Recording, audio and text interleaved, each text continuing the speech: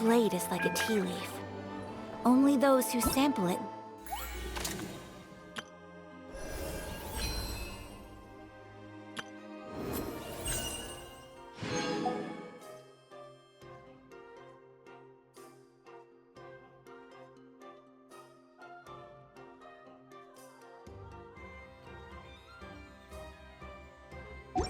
Times can appreciate its true qualities.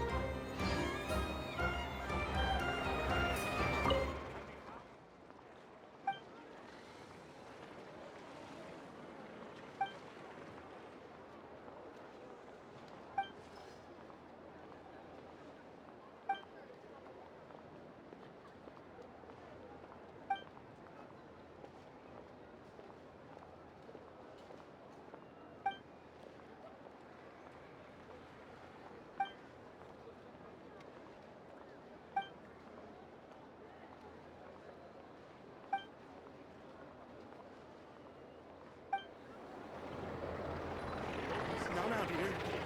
This is just a temporary step.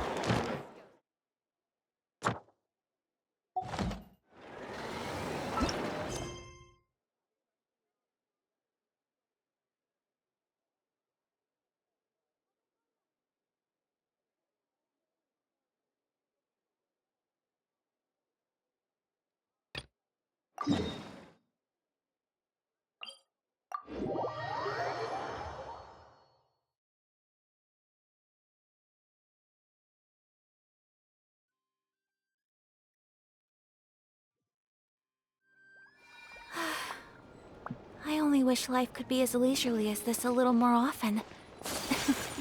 How greedy of me.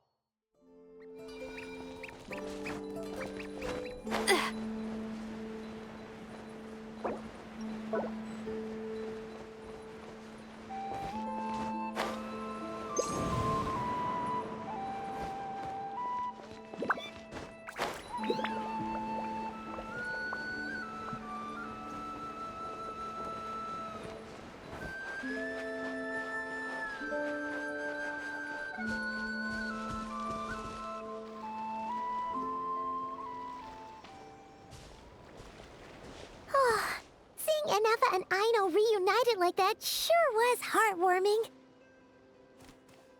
We should definitely hang out with them more in the future.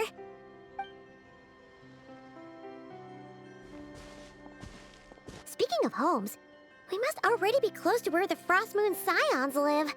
The vibe here feels different, just like the scenery.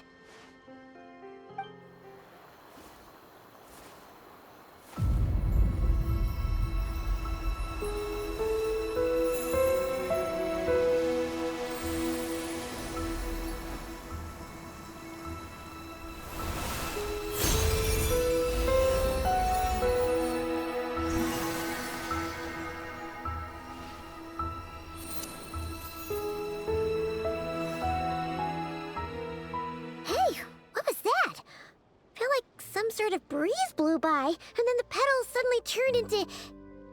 Huh? Is that... a Kuhenki? She looks different from the ones we saw before. Hey there! What's your name? Huh. Doesn't seem able to speak.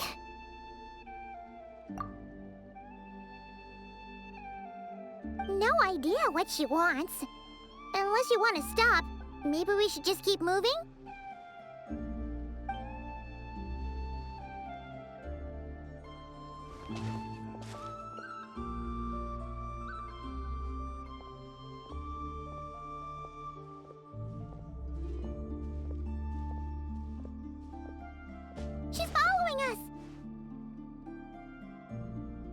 Go on. Go on now. We've got stuff to do. Best you find someone else to hang out with.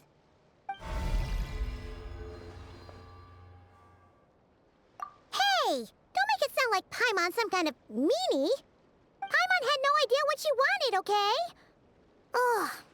Anyway, next time Paimon sees her, Paimon promises she'll be nicer. Seeing as we're on our way over to meet Lauma anyway, we can ask her about it while we're there.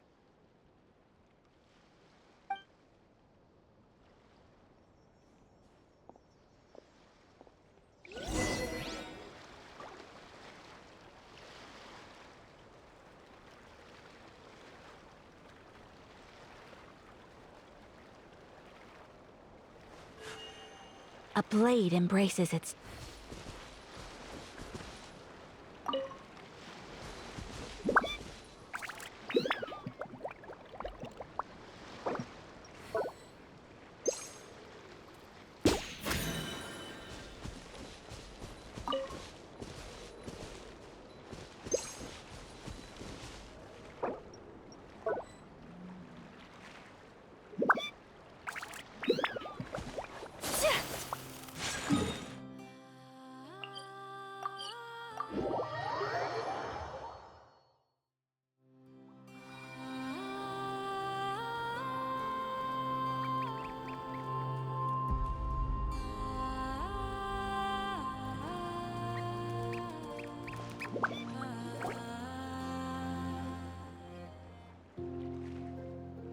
Huh?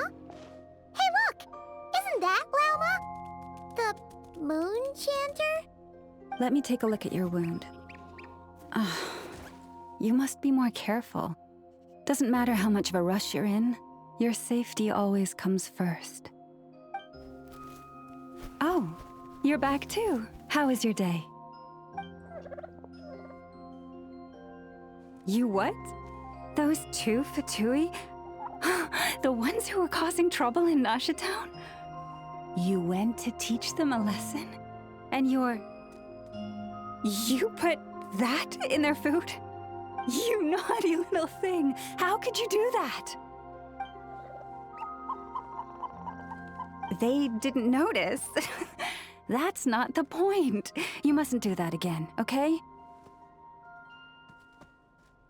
Next time, at the very least, bring a few of your friends along too. You'll be an easy target if it's just you on your own. Hey, Lauma! Still remember us? Oh, it's the Traveler and Paimon, isn't it? Welcome to Hisi Island. Not at all. Those who come with kindness in their hearts are always welcome with the Frost Moon Scions. Were you just talking to those animals? I was indeed. The Frost Moon Scion's bloodline is unique, for throughout our history, there have been many among us who could communicate with all living things. What was that? Oh, is that so? She says she was trapped in a plant earlier, and that you were the ones who rescued her. She wants me to thank you on her behalf. Oh, it was nothing. Barely lifted a finger.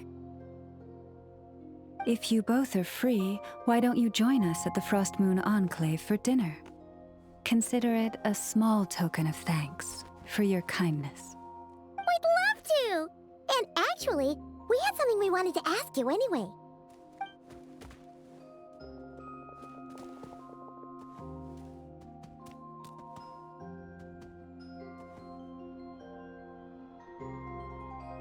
Oh, you're interested in the story of Kutar?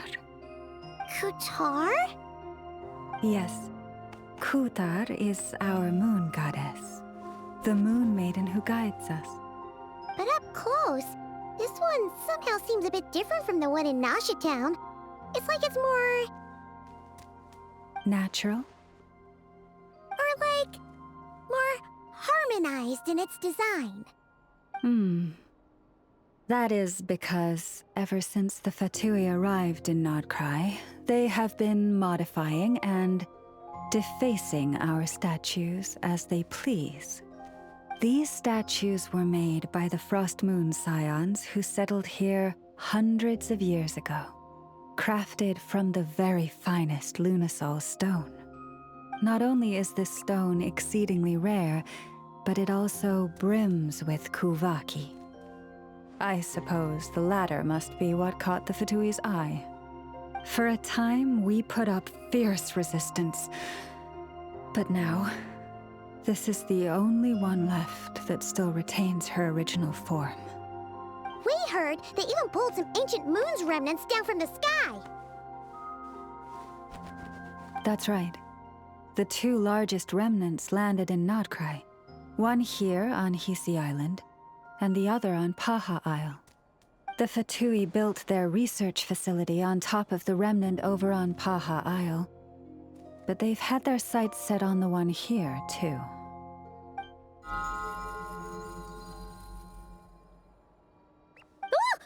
Oh, it's that little Kuhenki again. Surely that can't be. Hey, we've been wondering what was up with it too. It just appeared out of some petals and hasn't stopped following us since. No, that is no ordinary Kuhenki. These we name Luonnotar, beings born from the moon goddess's blessing. Can you understand what it's saying? We honestly haven't got the slightest idea why it's been following us. I'm afraid not.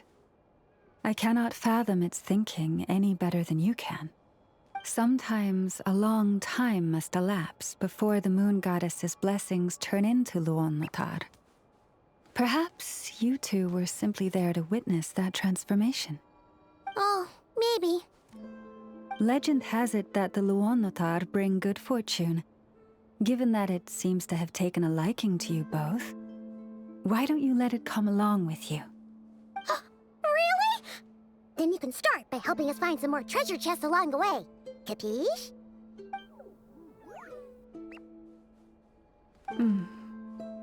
Twilight approaches. If you would hear more of the moon's story, then let us make our way to the Frost Moon Enclave.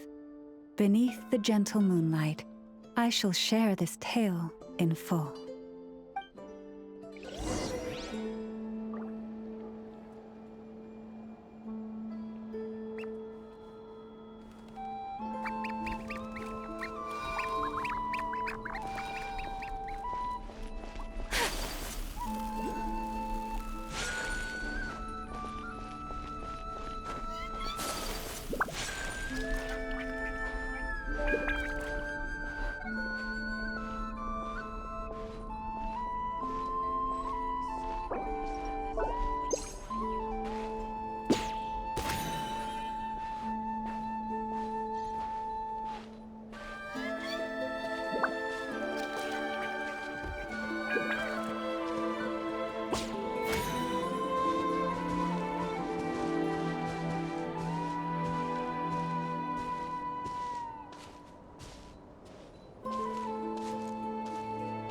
Oh, Lady Lauma, you're back.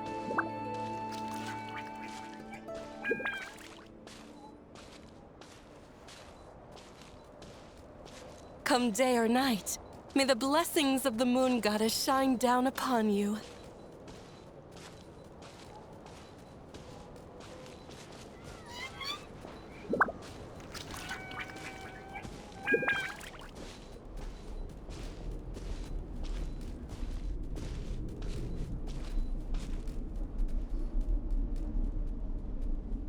Lauma, you have returned. Wilhelmina, this is the Traveler and Paimon. Kindly arrange for 2 additional dinner settings for our honored guests. Of course, my lady. Wow! Everyone along the way here pretty much saluted you. Are you, like, super important around here? I am but a moon chanter, one entrusted to convey the moon goddess's will. Nothing more. She's just being modest. The Moon Chanter holds the highest rank among us Frost Moon Scions. Lauma is our leader. Wilhelmina? I know. I'll send word to the kitchen. 2 meals coming up.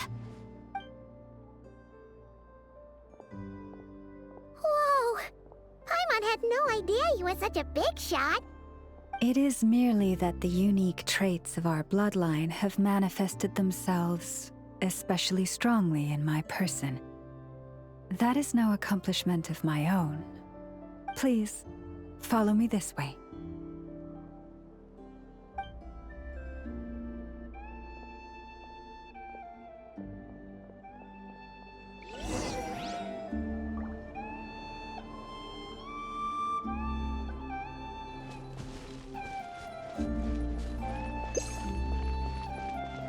Prices like these are just outrageous.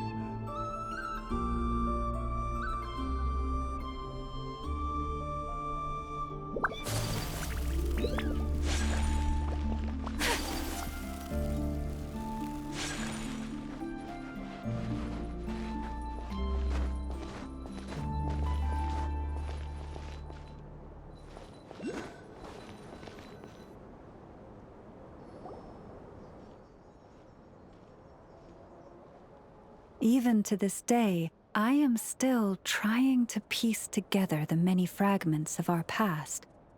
It is a story not only of the Frost Moon Scions, but also of the moons themselves. A story of the moons? Yes.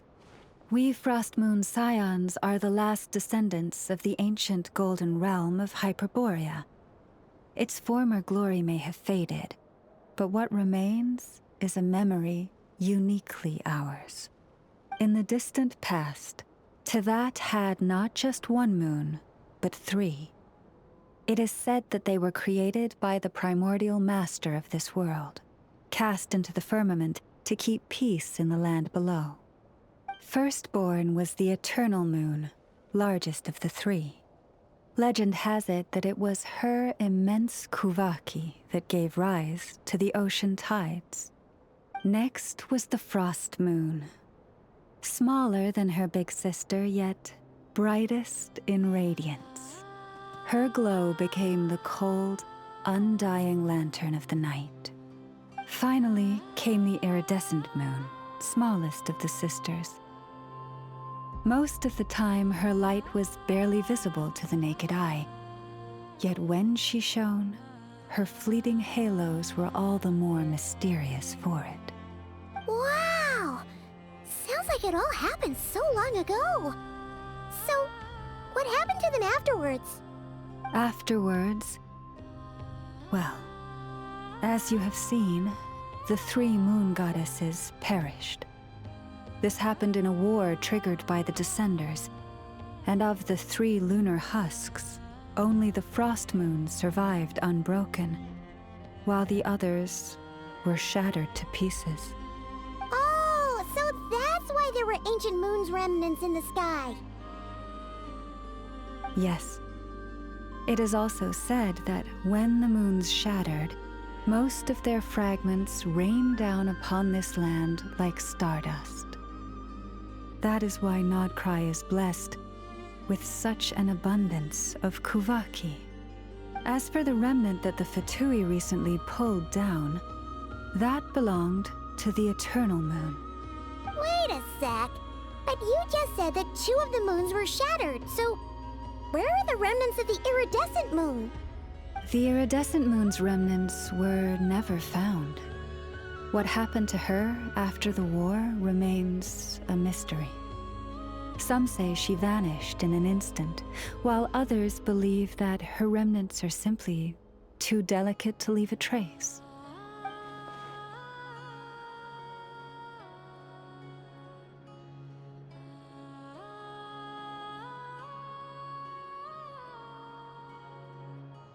Yet, though the era of the 3 moons has long since faded into legend, successive generations of Frost Moon Scions have always passed down a prophecy that one day the moon goddess would return.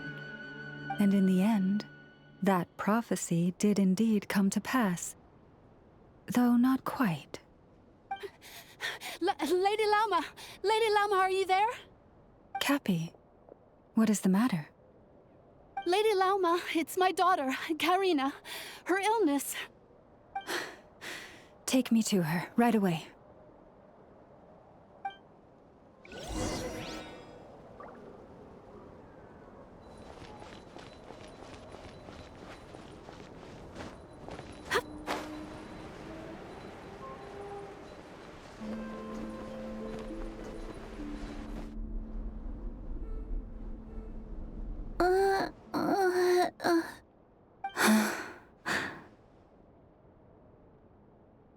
her sensitivity to Kuvaki is flaring up again.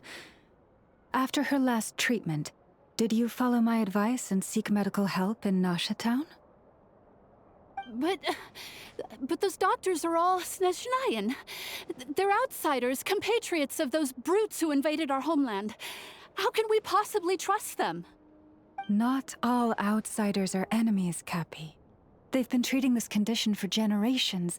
They have the experience we lack. But we're Frostmoon scions. Should we not remember what the outsiders did to our moons? Surely the Lady Kutar will reward our devotion. But Cappy, Kutar is long... This isn't the time for debate. O lost child, snow-swept and buffeted by the howling winds of the frigid night, let not the silver flame within you fade. By the frost moon's grace, I shall warm you, curled up as a fledgling in frozen soil. Praise be to the moon goddess, my Karina.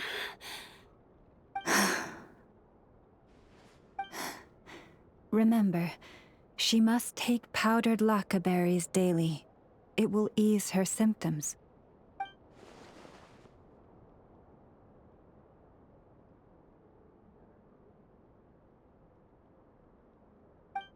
Llama?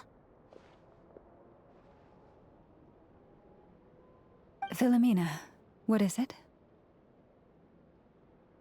Dinner is ready. I see. Cappy, let her rest here for the night. I'll have someone bring her a blanket. All right. Thank you so much, Lady Lauma.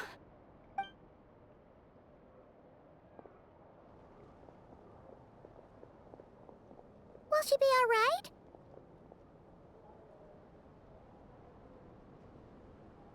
Yeah. If there's anything at all we can do, please don't hesitate to ask. Thank you for your kindness. For now, though, Karina should be fine. She'll be feeling a lot better tomorrow.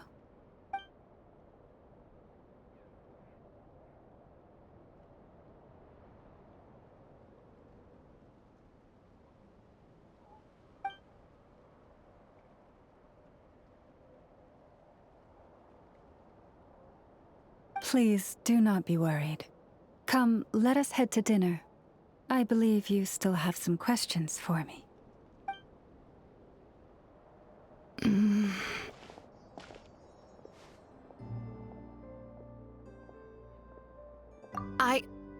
Oh, sorry. Yes, I'll be coming too. I was just thinking about something. Oh? Lauma makes such an unshakable moon chanter. Calm, capable, someone we can count on. Deep down, though, I know she's been quietly carrying the burden for the rest of us. Traveler, Paimon. Believe me when I say that as a fellow Frostmoon scion, I do worry about Lauma. It's just that sometimes it's hard to say it to her face. Could I ask you to look out for her? I can tell she really trusts you. Thank you. It means a lot. Sometimes I really admire her strength. But at the same time, I can't help feeling powerless myself.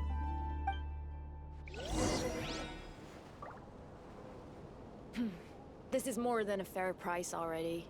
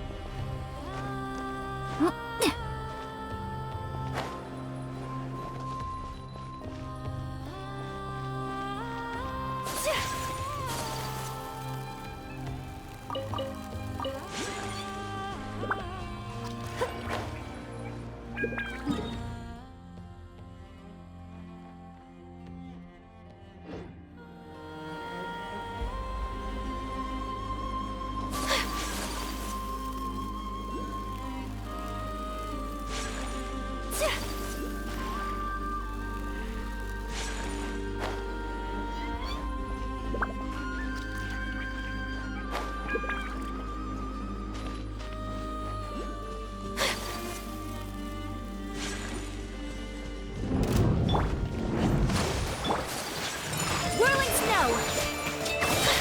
Yeah, Kamisato art! Sumen! Covenant of the Deep!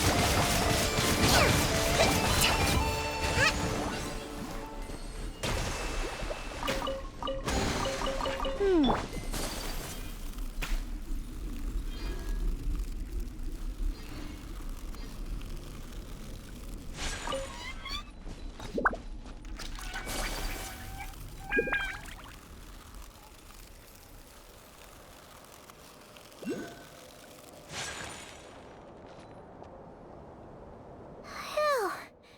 Paimon's so full. That was even better than the stuff you gave us before. I'm glad to hear it. Thank you for accepting such simple hospitality. Hey, we should be the ones thanking you.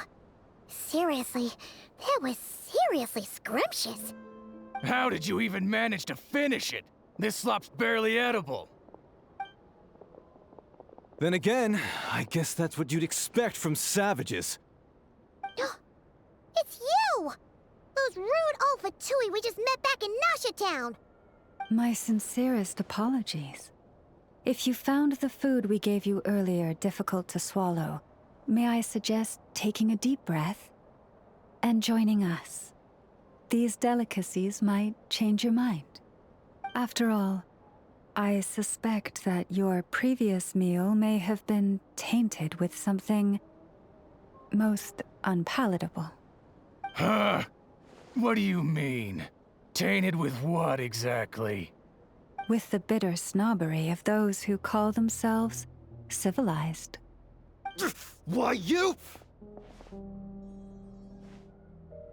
Looking for a fight? Sure, I'd be more than... Hold it. We're not here to brawl. Yet. We're here on official business. Orders from above. We're here to deliver the Frostmoon Scions a warning. Or rather, a final ultimatum. You have 3 days to hand over the relic and reveal the whereabouts of your so-called Kutar. If you fail to do so, the Fatui will immediately begin the cleansing of Hisi Island. Which, by the way, is the sovereign territory of the Tsaritsa of Snezhnaya. What insolence! Your demands are outrageous! For generations, this land has belonged to the... Dear guests, allow me to save you both time and trouble with a speedy reply. The Frostmoon Scions will never hand over anything to the Fatui. And to those who set foot on our land with ill intent, I say this. With your blood, we shall draw an inviolable line in the snow. That applies to you, too. Stubborn savages, the lot of you! Now hold back this time. Who's there? Allow me! Take flight! Yeah! Ha!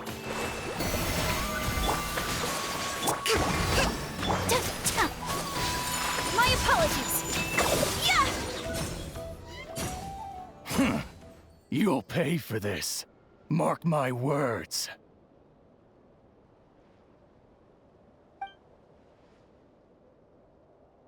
Hey, if you're so tough, get back here and put him up! Huh. Guess all they're good for is running away. I'm so sorry. You've had to put up with far too much unpleasantness today. Come on, it's not your fault. We don't like bullies like them either.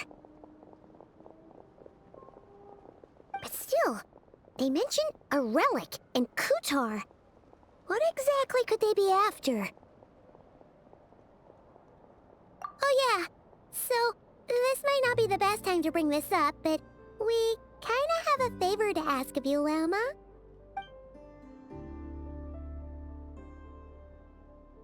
I see. So your questions concern the sacred relic too. Please, do not hesitate to speak your mind. Unlike those insolent intruders, you walk in the moonlight with open hearts. You stood by us when we needed your help, so it's only right that I return the favor. But let us continue this conversation somewhere more fitting. As it happens, there's something I'd like to show you, too.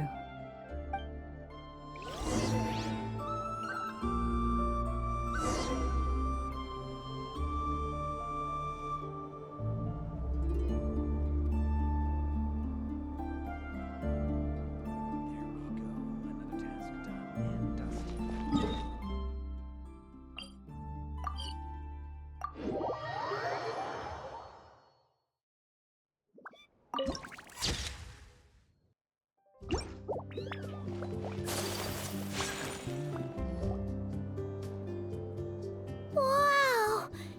It's spectacular! Kutar was born here on Hisi Island around 500 years ago. As it just so happened, a priestess of the Frost Moon Scions witnessed the moment of her birth. Instantly realizing that this was the prophesied rebirth, she quietly recorded the event and carved this statue to honor that miracle. According to legend, Kutar's birth was accompanied by the sudden appearance of many Kuhenki, who wove the moonlight that bathed her into silken vestments fit for a goddess. Hey! It's like it knows we're talking about it. From that day forth, the Kuhenki have been regarded as Kutar's familiars. Some believe that their habit of guiding travelers to hidden treasure stems from an instinct. The same one that not only drives them to protect the moon goddess, but also to make her smile.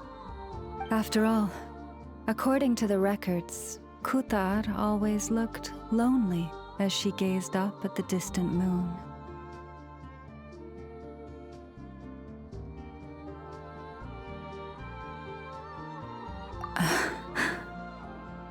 Kutar left Hisi Island before I was even born. According to the previous moon chanter, the goddess was angered by our people's greed, and that is why she left us. Where did she go? No one knows what happened after she left. But just a few months ago, after those 2 ancient moon's remnants fell from the sky, she was spotted on Hisi Island once more. And the Fatui have been harassing and threatening us ever since. Judging from what they've said, our moon goddess is actually their missing harbinger, Columbina, the damselette. The damselette? But isn't she number 3 amongst the Fatui harbingers? So she's actually the moon goddess. Why would she join the Fatui then? That too is a question I've struggled with. But even at the best of times, understanding other people's choices is difficult, let alone those of a goddess. Plus, forgive me, there I go again, rambling on about our history. But you came here to ask about the sacred relic, didn't you? Honestly, Paimon's not sure which part she's more curious about now.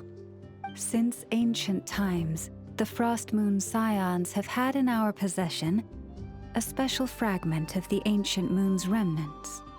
A piece in which I sense a power unlike any other.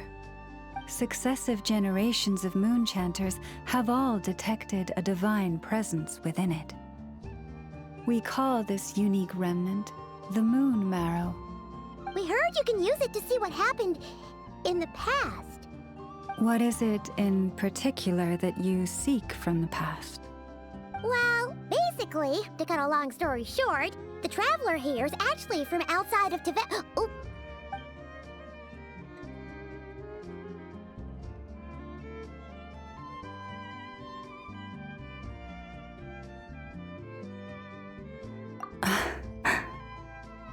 Thank you.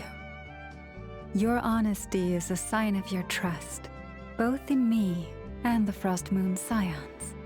Unfortunately, though, I won't be able to use the Moon Marrow to shed light on your past just yet.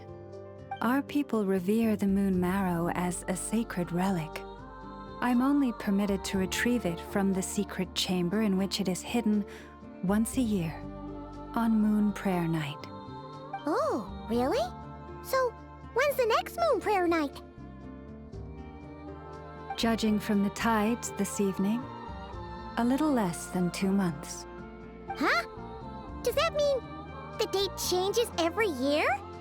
The ceremony is held on the night when the moon is closest to Tevat. This is also when Nodkrai's Kuvaki reaches its peak. Only then can the seal on the secret chamber be lifted.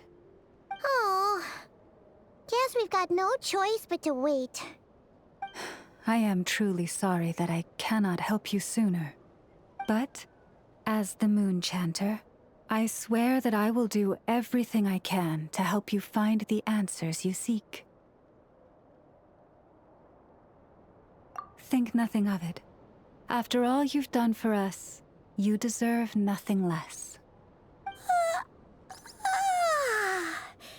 Who'd have thought today was only our first day in Nodcry? Feels like so much has happened already. If I may be so bold, what does family mean to you?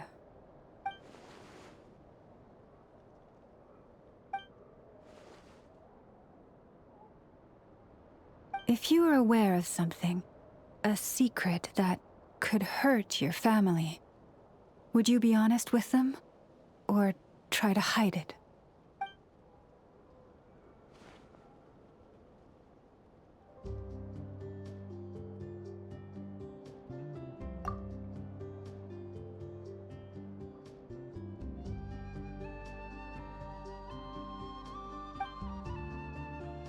Oh, I'm so sorry. That was a strange question. I didn't mean to put you on the spot.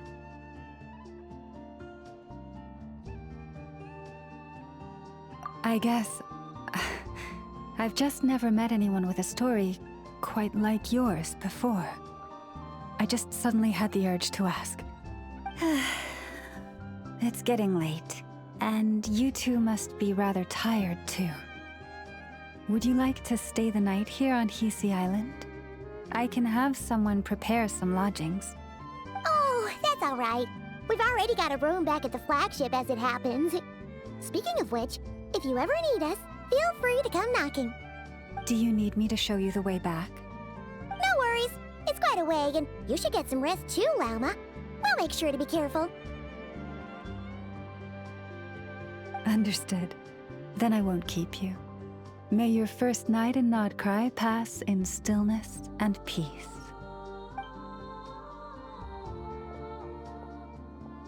So, what you thinking? Sure was an eventful day, huh?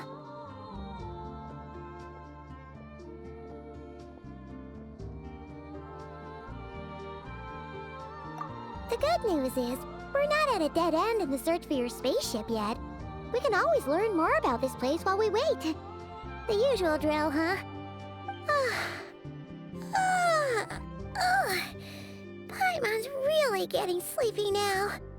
If she gets too tired to fly back, you carry her, okay?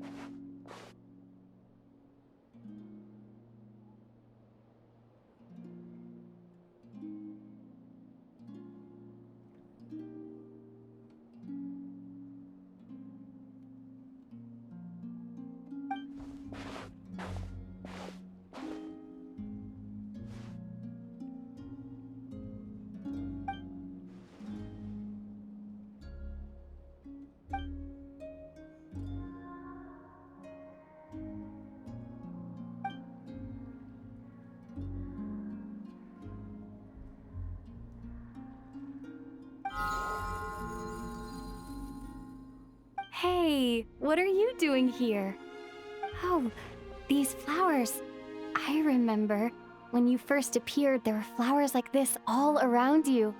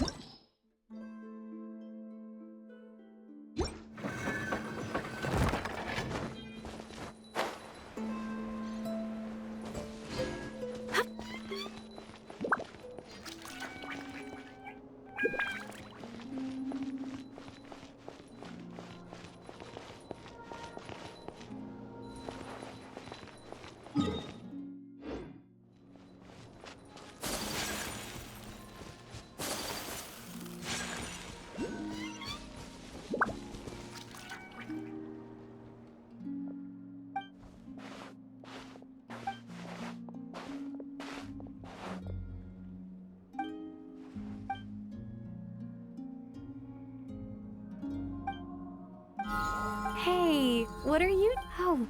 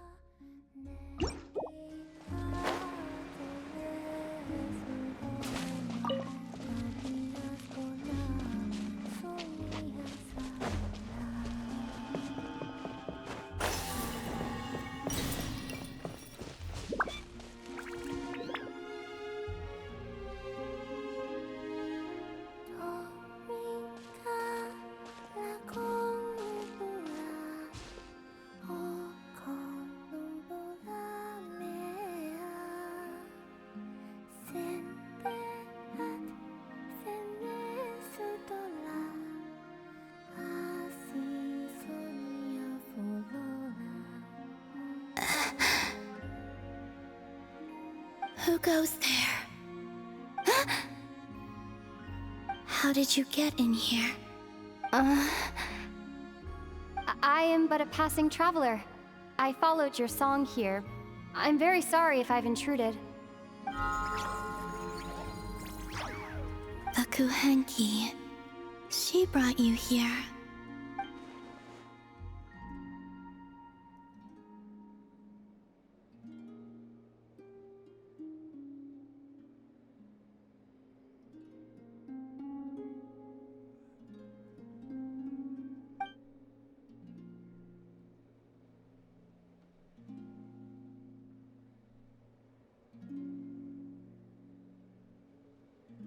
May I ask, are you the one they call Kutar?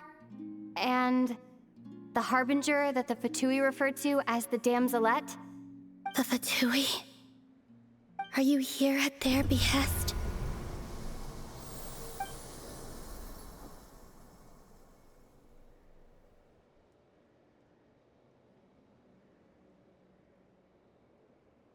Please don't get me wrong. I have no intention of doing anything for the Fatui. I just wanted to ask you about Nodcry. And the moons. The moons? Do not believe in what you can see. What truly matters is what you cannot.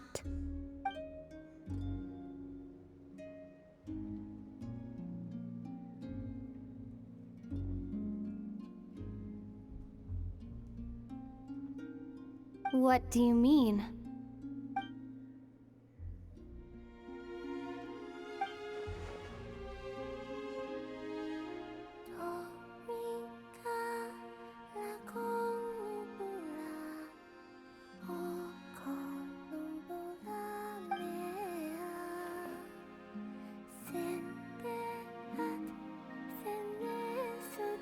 Listen, I'm the Traveler. I'm on a journey through the nations of Tevat. Hello.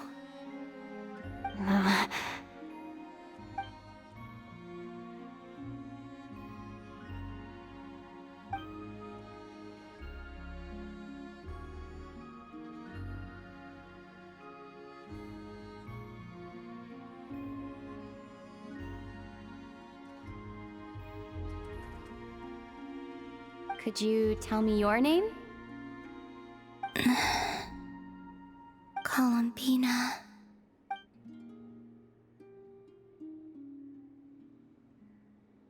Kutar, the Damselette, the Moon Goddess. Pick whichever takes your fancy. I do not know my own name.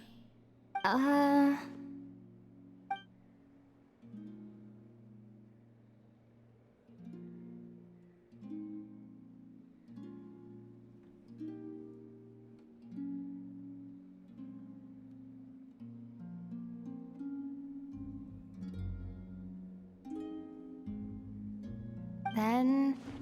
Columbina. Hmm?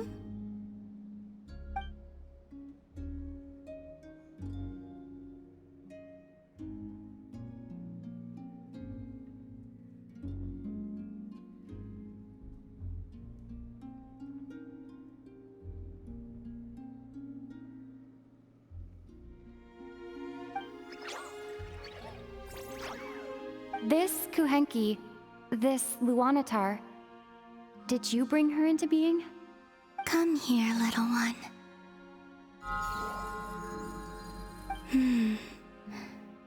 The trace of a blessing, but not one of mine.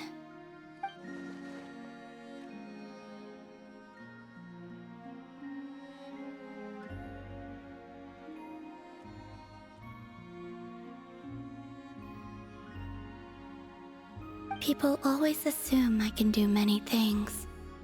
Assume I have done many things. But I haven't. All I ever wanted was to.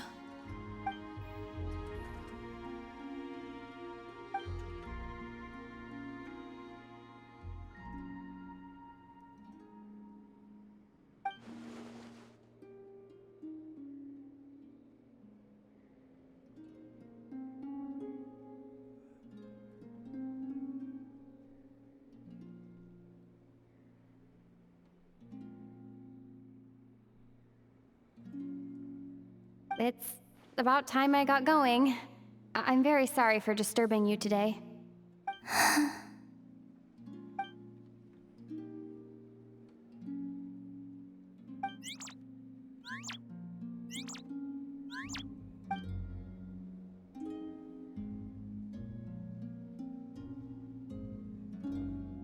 Columbina, that Kuhenki.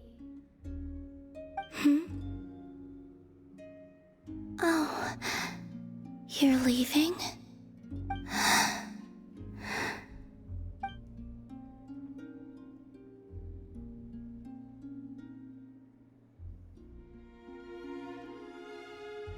Go then.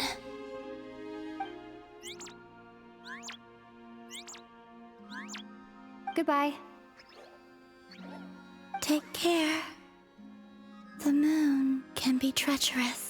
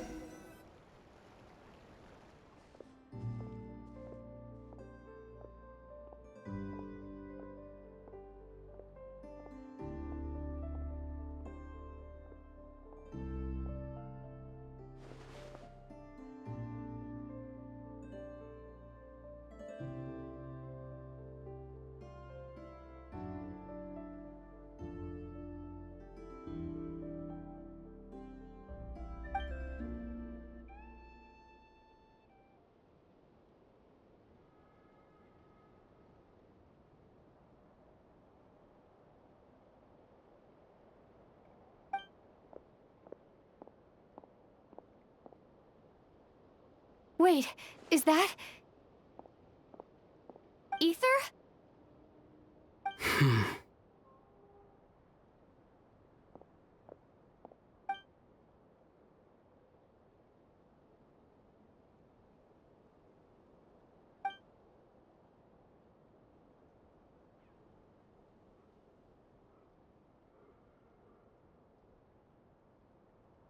Ether!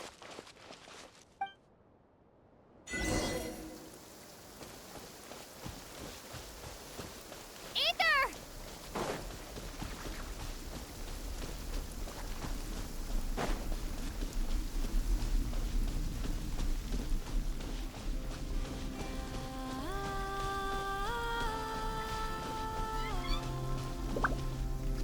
Ether! Lumine, it's you.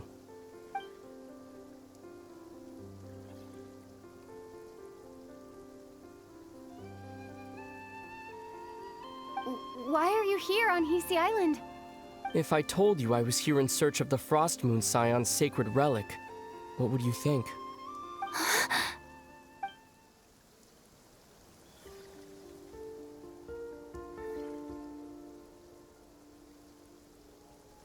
Are you also here to uncover the truth about our past? That's right. What happened to us in the past? How we came to Teyvat? Why our spaceship crashed here? There are things I want to know too.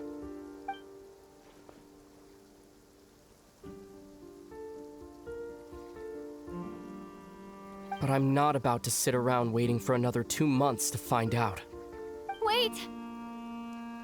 Wait? But I still have unfinished business.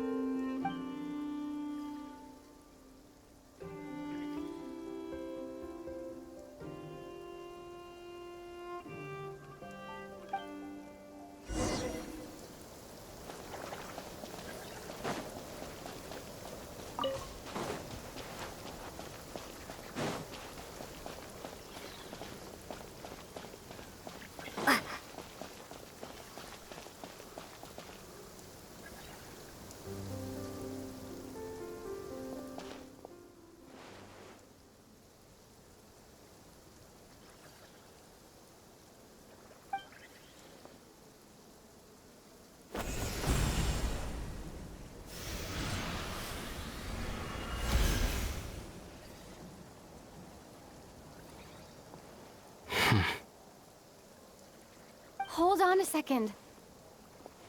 What's wrong? That's the Frost Moon Scion's sacred relic. We can't just... Use it to get to the bottom of all this? We should at least get their permission. You barely even know her. Yet already you hold that moon chanter in such high trust? What do you mean? She told you that the seal can only be broken on Moon Prayer Night, when the flow of Kuvaki is at its peak, yes? You heard all that? Watch this.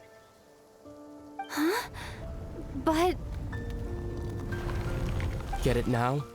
She's been stalling for time. As long as the statue's base is imbued with sufficient power, the secret chamber can be opened at any time.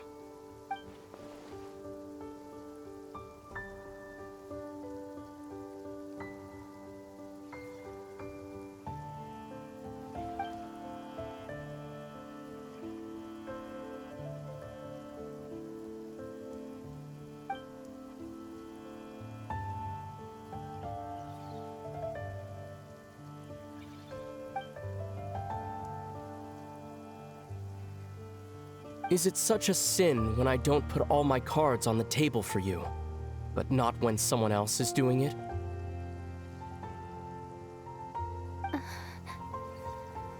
It's not like that. Is it? Ether, you've got it all wrong. This whole time I've wanted to ask you, what happened to make you like this? I admit, I've been having trouble accepting it. But after all this time apart, I've finally come to terms with who you are. Willful side and all.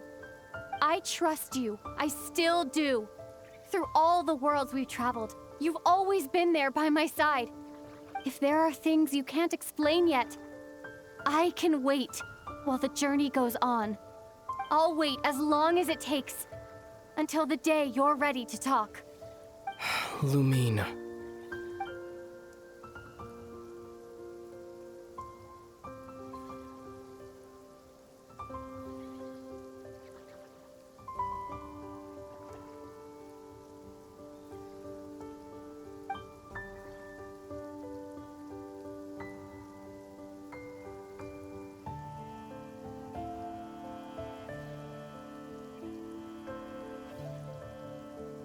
I'm not looking to borrow the Moon Marrow simply because of our past. It holds answers about the very origins of Teyvat. I've always believed that if you want the truth, you have to see the whole story for yourself. I'm not asking you to trust me, Lumine. Just don't try and stop me. If this choice weighs on your heart, then let me go in alone. Forget this meeting ever took place. A bit late for that now. But maybe this is the chance I've been waiting for all along. Even if it fades with the morning light. I want to go with you. You sure? Yeah. Then let's go. Ether. It's been ages since we went on an adventure together. I can't wait. Really? You think I'd lie to my little sis?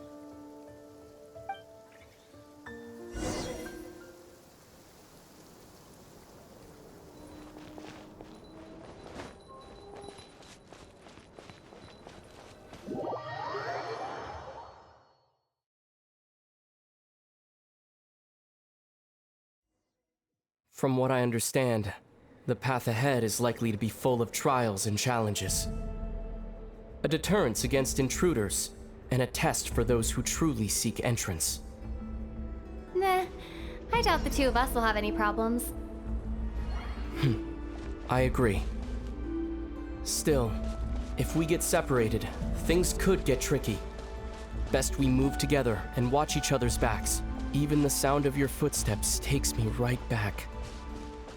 As a warrior, as a traveler, as my little sister.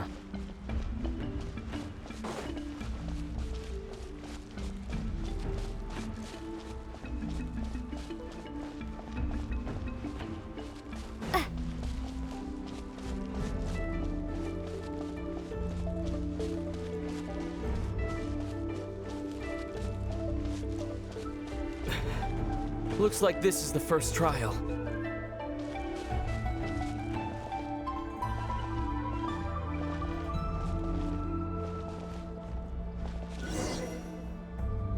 Lumine, do you understand how Kuvaki works?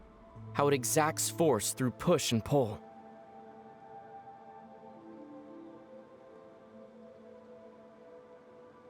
Let's see. How about this? I'll temporarily neutralize the Kuvaki on the cliff face and move the platform into the center. Once it's in place, you'll need to utilize the repelling force of Kuvaki to reach the other side.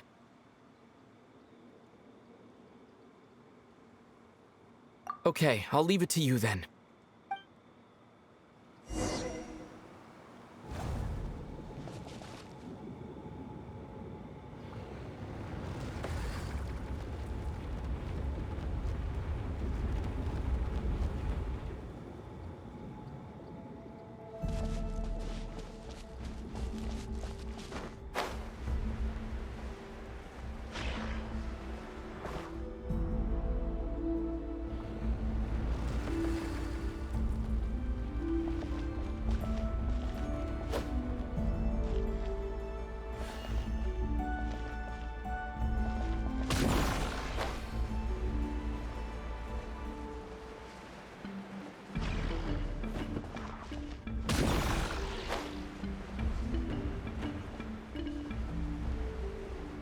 This should help Ether get across.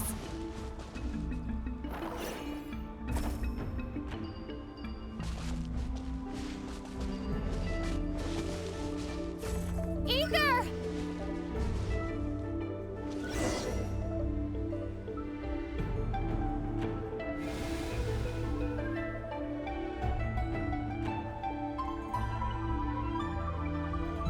We make a pretty great team, huh? Just like the old days.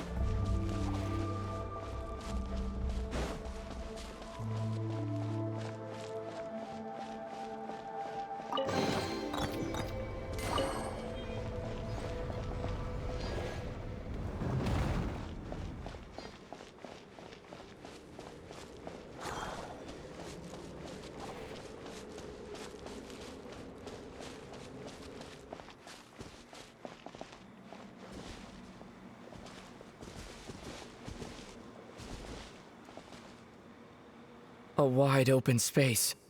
Must be in for a fight.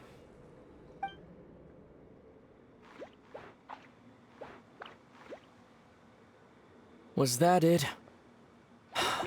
What a letdown.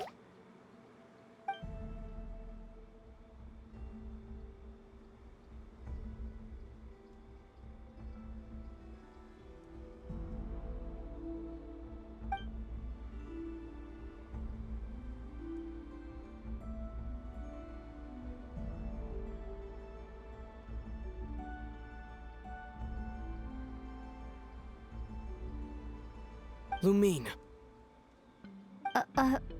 What is it? why are you looking at me like that? Those enemies were weak, were they not? Maybe it's because the trial's only just begun. Actually, I've got an idea. Why don't we have ourselves a little friendly competition? Let's see if your journey has made you rusty. You're on!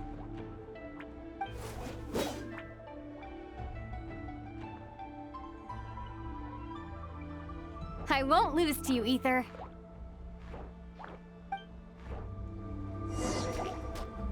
If memory serves, I used to come out on top more often than not.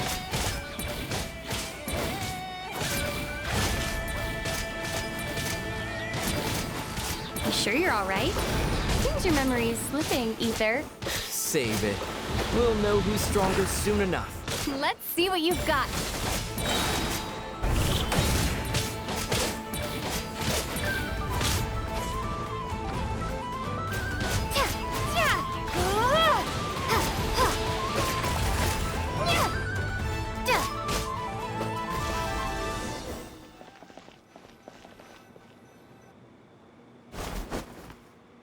Fine, you win.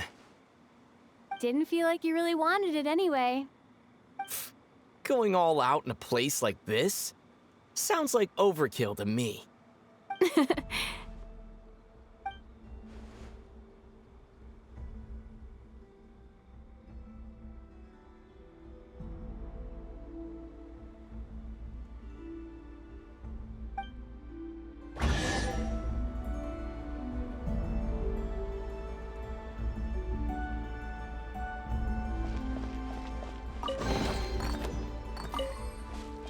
Let's keep moving.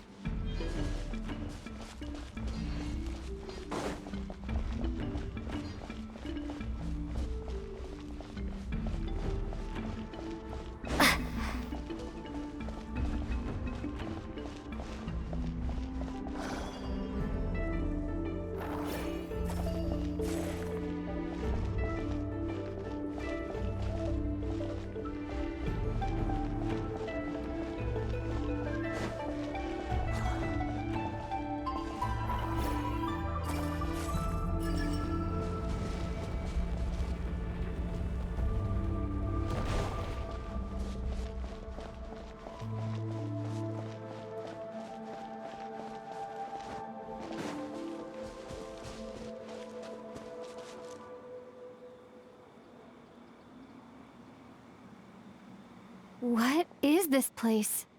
No sign of any monsters. Feels like a ritual site, but something's missing. It's a head, inside that thing that looks like a mirror. I can feel it. But maybe it's sealed within? Can you open it using Kuvaki? Apparently not. Do you think it might have something to do with the Frost Moon Scion's bloodline? Ether? If this is about strength of blood, what could possibly stop us? Let me give it a try. Why don't you check around for other clues? Sure.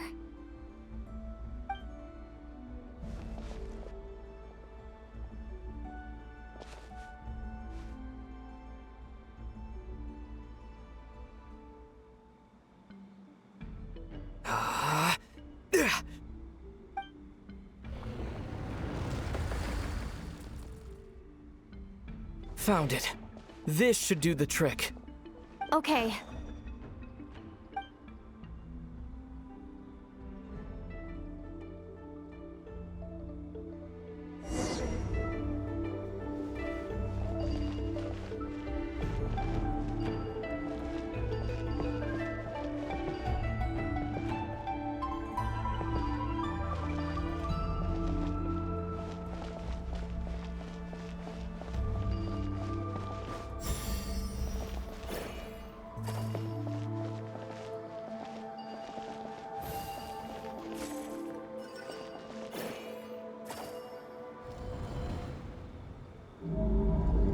Yep, that got a reaction. That's one down.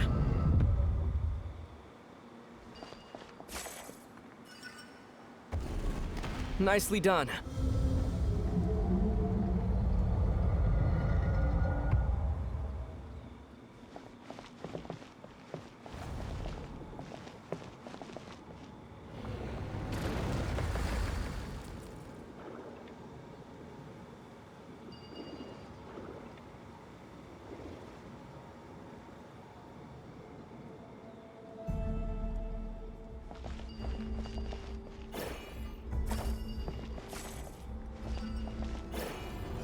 You've got this. One more to go.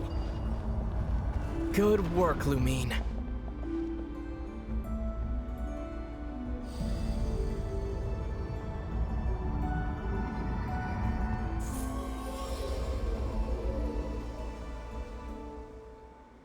The door's open.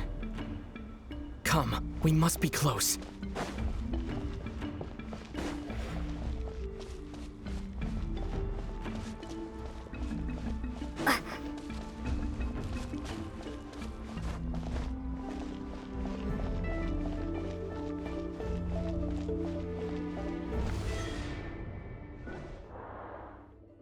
Stay on your toes now.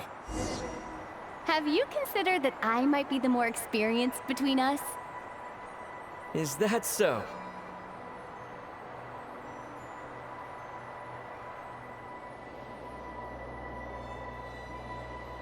So, will you be heading off again after we're done here? Maybe. Maybe not. Another cryptic response. Don't worry about things that haven't happened yet.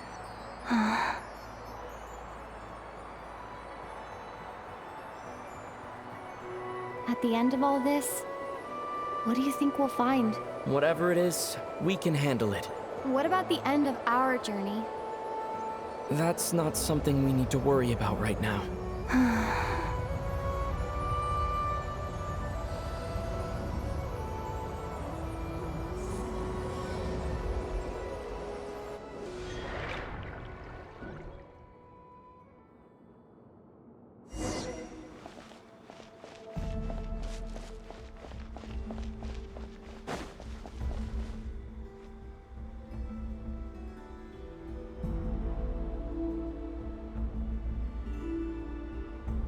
Looks like the final trial is just up ahead. Ready for battle? When have I ever not been? What's wrong? Going on an adventure with you side by side, it's been so exciting. But at the same time, it just feels surreal, I guess. Maybe because it's been so long. You know, this is only the second time we fought together since the day we both woke up in Teyvat.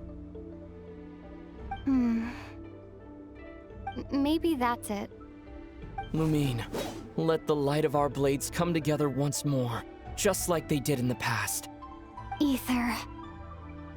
This is a night of miracles, an adventure that belongs to us.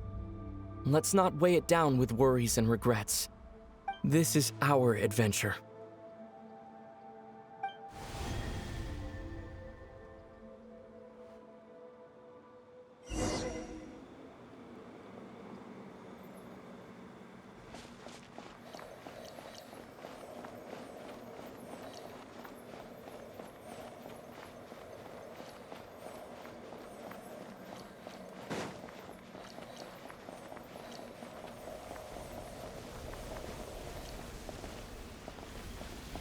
Here goes nothing. Prepare for battle. Stay focused! Dodge its attacks!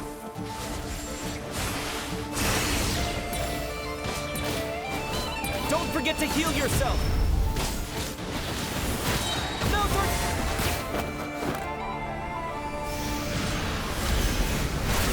watch out!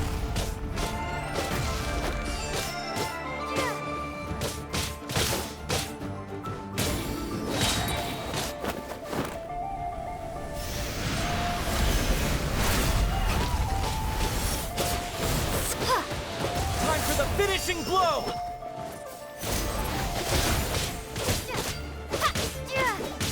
Stay focused! Dodge its attack!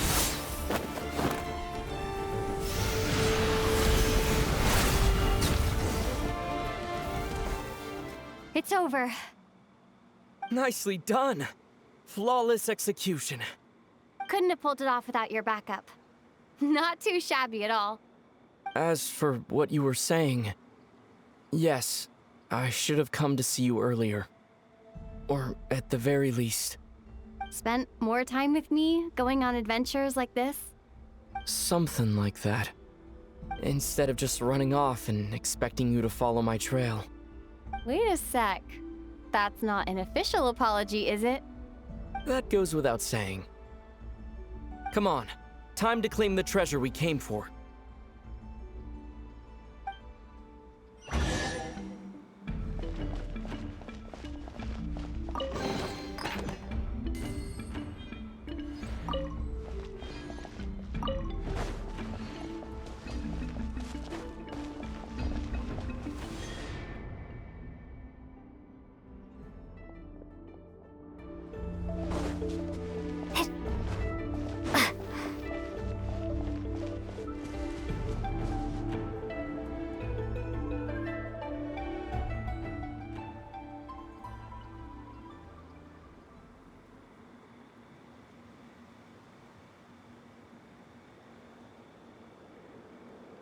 So this is the Moon Marrow, the treasure we've been after. All right, Go get it for me, Lumine. It belongs to me.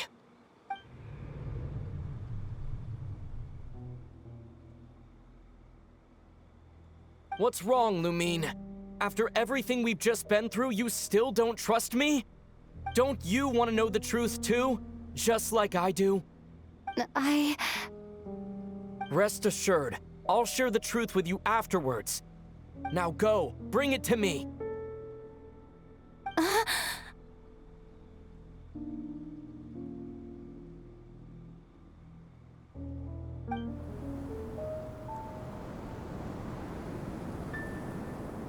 What's going on? Where did this fog come from? Ether!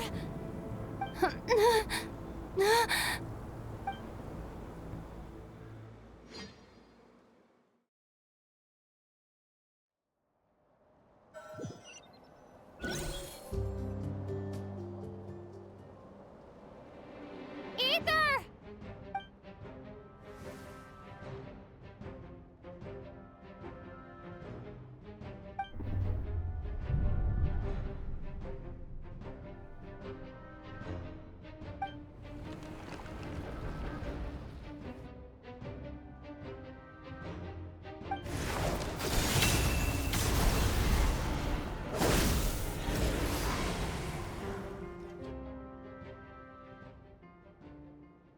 Ether! Huh? Huh? What are you doing here? Yes, we ran into each other at the flagship this afternoon. I'm honored you still remember.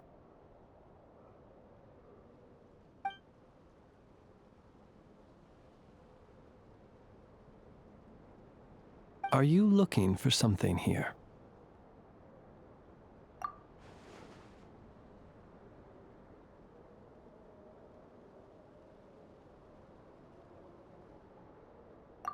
And you just happened to end up surrounded by the Wild Hunt. Sorry, I did not intend to come off as pointing fingers. Indeed, perhaps our courses of action do not differ so greatly. Not exactly. We Lightkeepers are accustomed to patrolling at night. A long-held tradition, you understand. I was just passing by when I noticed that the Wild Hunt had struck. So I simply did what I am duty-bound to do. As a matter of fact, I just saw someone leaving in quite the hurry. Was that your companion?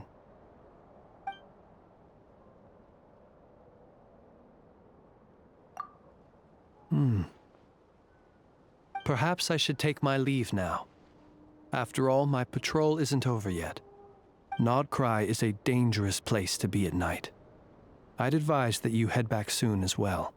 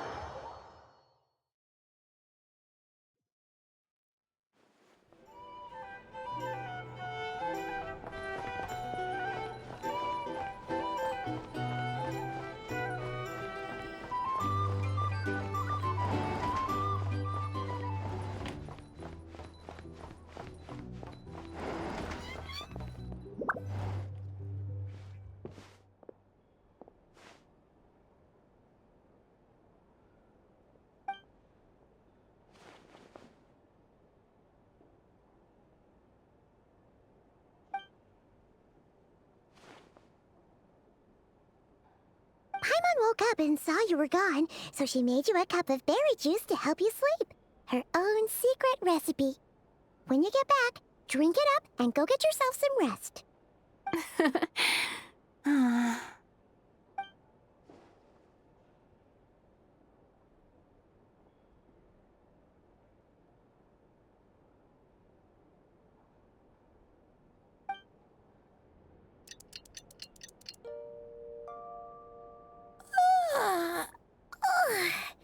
Good morning? If now still counts as morning. When did you get back last night? Did you sleep well? Good to hear. So, where'd you wander off to on your midnight stroll? Anything interesting to see and not cry at night? Oh, really? Come on, don't leave Paimon hanging.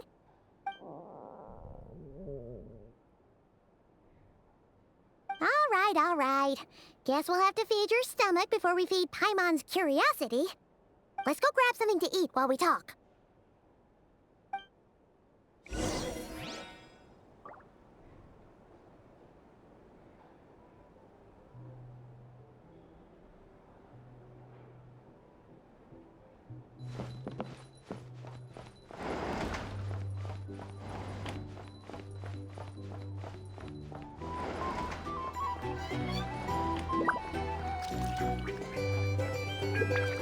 The drink? Information? Either way, I'd be happy to oblige.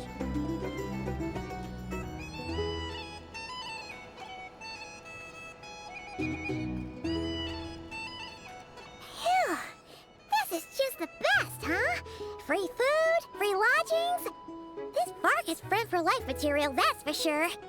Hey, did you hear what happened? Hear about what?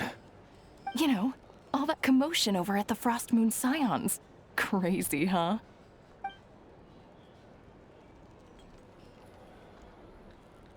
Huh? What happened? See what I mean? Completely oblivious to what's going on around you. The sacred relic of theirs. It's been stolen.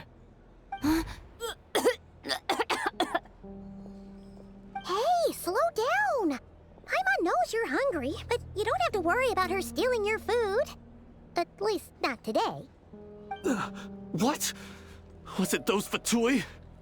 No idea, but the news has already spread right through Nasha Town. What did their high priestess... what did they call her again? The moon... something... Anyway, what did she say about it? What could she say? She's the one who discovered it was missing.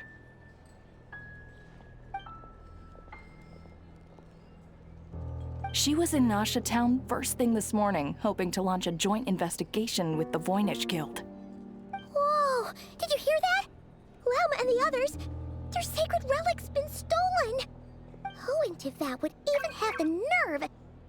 Paimon bets it was that bunch of good-for-nothing, rule-breaking, troublemaking Fatui!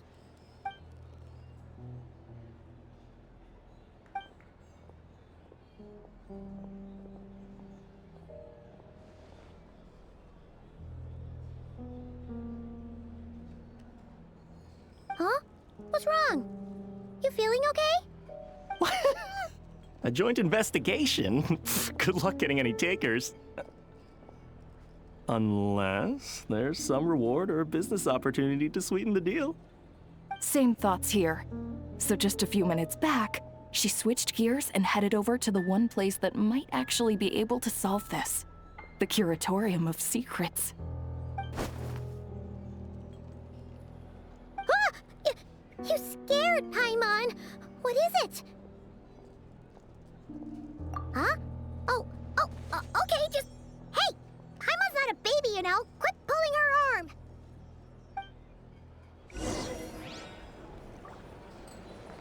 Here's the thing. You can't live life without a little spice.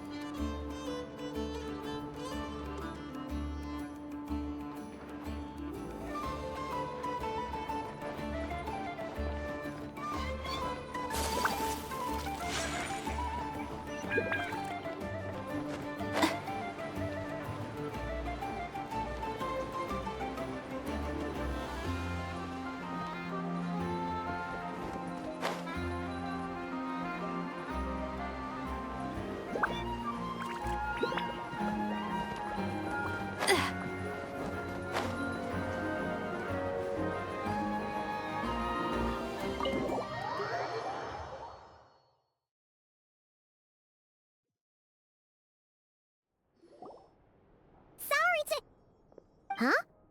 There's no one here. But didn't they just say Lauma came this way a few minutes ago?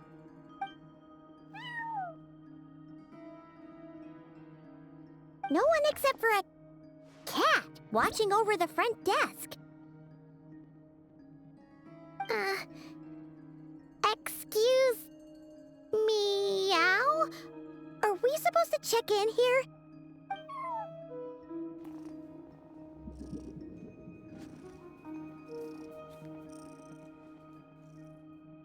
No idea what that means. Is this Lauma's personal receptionist or something? Pretty sure she'd be the only person who could actually understand it.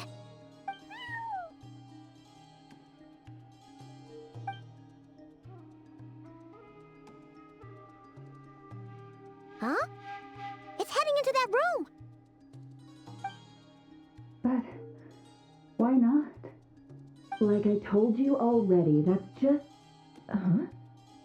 Another client.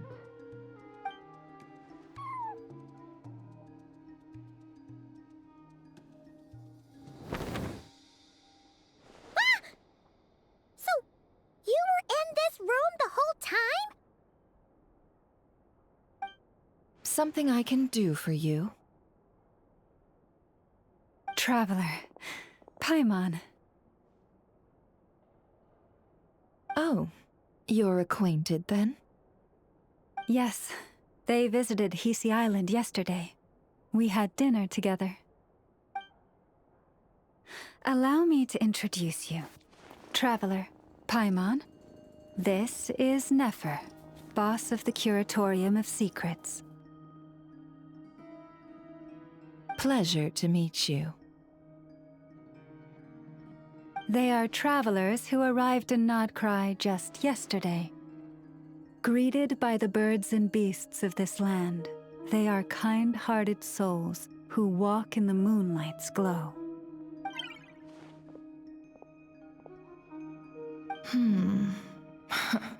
Interesting.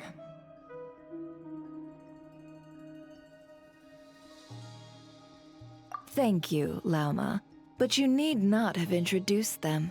They are great heroes, renowned throughout the nations beyond our borders.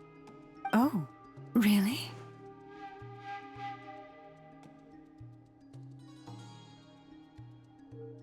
Do not forget, I deal in information.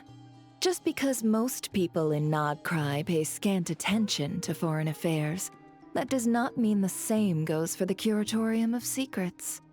They're the heroes everyone was talking about before.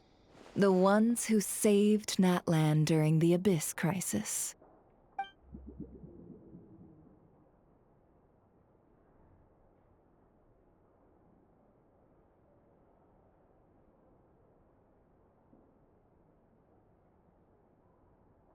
I see.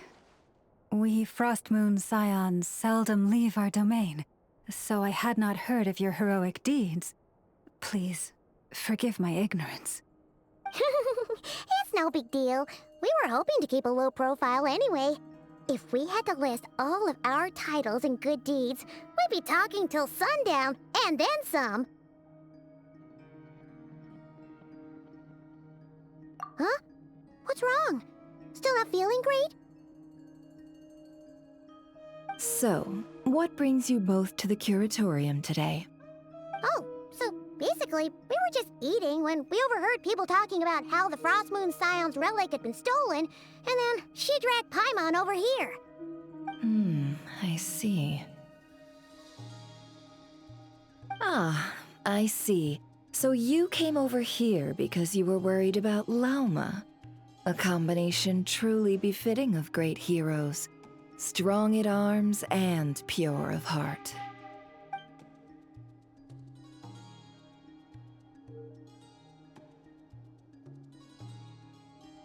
In that case, Lauma, I've got a suggestion. Why not ask these battle-hardened heroes to take the commission for you? Honestly, it's a little beyond the means of such a modest establishment as ours. Your modest establishment? Unable to handle a commission? You just don't want to take it, do you? You're right. I do not.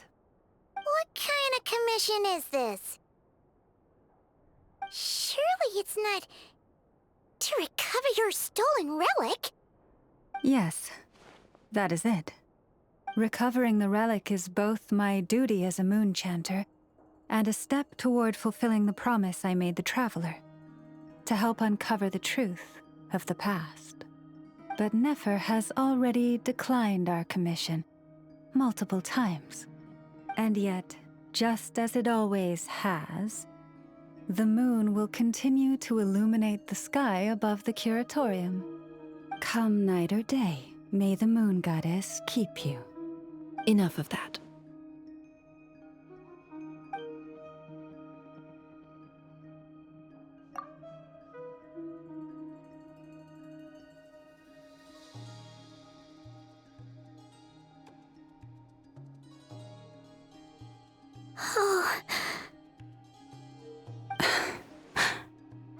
So, according to her, she never came into contact with the relic. So she suspects her brother may have taken it. I understand. The Frostmoon Scion's secret chamber has remained hidden from the world for generations. But the reason outsiders are forbidden entry is not only to prevent theft. Within the chamber lie ancient trials, challenges designed to test the worthiness of those who enter. To intrude without rightful cause is a most perilous act indeed. So please, don't be too hard on yourself. The fact that you made it through those trials proves your right to stand before the relic. To put it simply, the Moon Marrow itself has deemed you worthy. No. Your honesty tells me everything. You never sought to take the Moon Marrow for yourself. As for what happened at the end, I suspect the Chamber's protection mechanism may have been activated. Among those who entered the final chamber, there was either someone with impure intent, or else an abyssal presence. The Abyss? Perhaps that's why, then. Either way, the Moon Marrow was taken. And I believe you. So the problem remains the same. I need to recover our relic. See? Didn't I tell you it would all work out in the end? But before everyone starts celebrating, forgive me for asking just one more thing. Are you absolutely sure your brother took the relic? What do you mean? Weren't they the only ones inside at the time? Who knows? Think about it. After your brother broke the seal with abyssal power, what was to stop someone else from following you in there? In theory, nothing. And as it just so happens, I received a tip-off from one of my sources earlier this morning. Word is, today of all days, the Fatui suddenly called off their search for the relic. What? Huh? Why? Well, either they woke up this morning and suddenly decided they'd lost all interest, or... Exactly.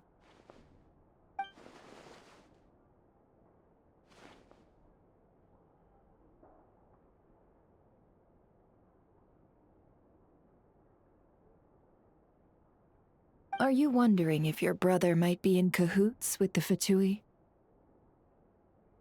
Which is why I asked, are you absolutely sure your brother took the relic? Or to put it another way, do you really know your brother?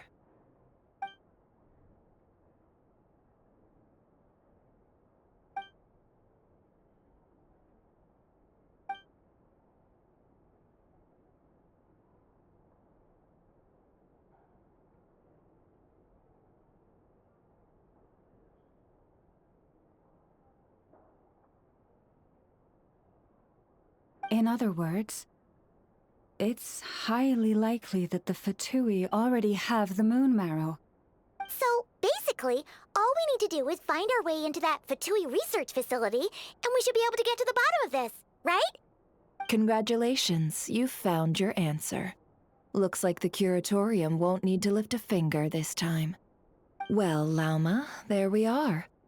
On behalf of our long-standing cooperation and the great hero by your side, I'll waive your consultation fee. But just this once. You're really not planning on helping us? I think I've helped more than enough already. If we're to stand any chance of infiltrating that facility, we'll need the help of a specialist. Just so you don't get the wrong idea, let me make myself crystal clear. The Curatorium of Secrets has always striven to abide by a policy of strict neutrality. We do not take sides with any faction in Nodcry. I cannot help the leader of the Frostmoon Scions sneak into a Fatui facility. That would make me their enemy. When one of their harbingers asked me to help them infiltrate your territory, I gave them the same answer. No. All right, I understand. But I do have one final request. I promise it's my last. It had better be. No matter who it is, I want you to help us persuade the next person who walks through that door to join us. What is she up to? You're that desperate for help? What if it's a member of the Fatui? It doesn't matter. You're welcome to tell them everything, even about our plans to infiltrate the Experimental Design Bureau. All I'm asking is for you to say one thing, just one thing to help persuade them. If you do that, I promise I won't ask you for anything else. Made up your mind? Fine. Fine, I'll play along with your little game. Besides, as long as I'm not personally involved, no one can accuse us of taking sides. Boss, I'm back!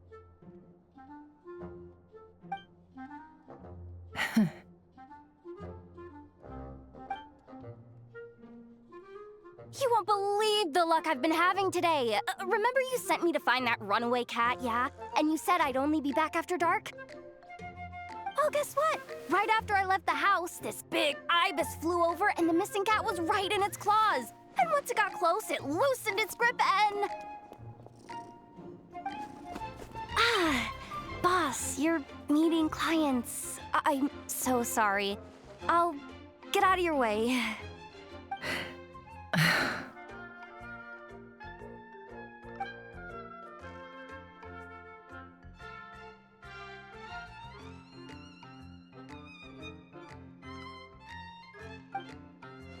Yehoda, dear, come here. Huh? Me? Is something the matter? Oh, hi there. My dear Yehoda, I have a request. Yikes! Why does the boss sound so scary? Did I do something wrong? Would you be so kind as to accompany these 3 delightful clients of ours and help them infiltrate the Fatui's Kuvaki Experimental Design Bureau? What is going on here? Boss usually just says things like, hey, go do this, or you, go take care of that. Why is she being so scarily polite? And wait a sec, the Fatui's research facility? That's basically a death sentence. Made your mind up yet, my dear?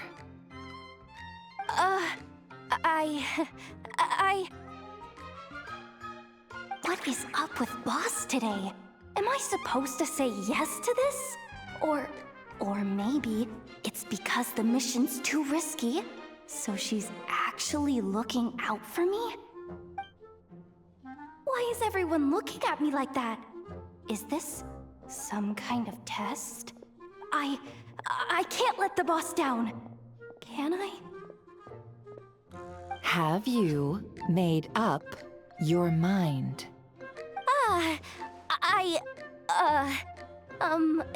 That's... Sure, why not? Really? You really don't mind helping us? Huh? Oh, yes. I mean, no. Of course, I guess I do? Oh, thanks so much! We owe you big time! On behalf of the Frost Moon Scions, too, thank you, Yehoda, for your help. What the? Seriously, what just happened? Why does the boss look so fed up? Oh no, was I supposed to turn them down? All that mentoring, time spent teaching her how to deal with different factions. In one ear and out the other. Never. You got what you wanted. You promised that was it. I know this goes against your principles. I won't forget the favor. Trying to get me to change my mind now? Of course not. I just wanted to say thank you. So, thank you. Oh. Yehoda, we'll leave the planning to you. Let's discuss the details elsewhere. Huh? Oh, okay. Oh, what have I gotten myself into? Oh, by the way, Yehoda, before you go... What is it, boss? You're fired. Huh? Effective immediately. As in, this exact moment. The Curatorium will take you back, of course, but only once you've completed this commission for our 3 clients. What? Is there some issue? Well, here's the upside. Without me taking a cut from your commission, you'll earn more. Seriously? Can someone explain what's going on here?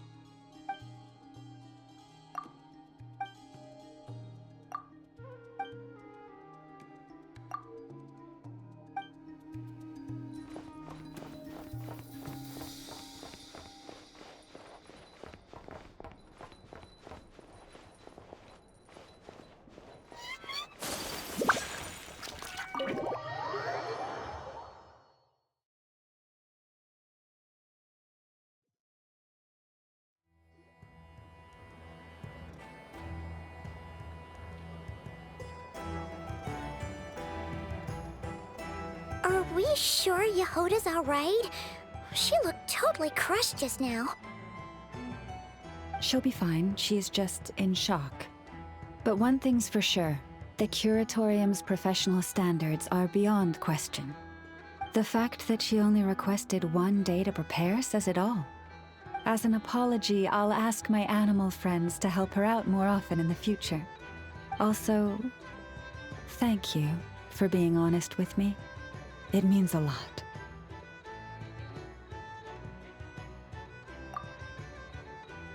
Was it really, though? As far as I see it, trusting your family is never wrong. In this case, let's call it a misjudgment. But the truth is, we all make mistakes every now and then. What matters is how we deal with the consequences. So, in return for your sincerity, there's something I'd like to share with the two of you as well. Oh? What is it? Perhaps it is something best said under the moon's gentle light. Would the two of you meet me on Hisi Island tonight?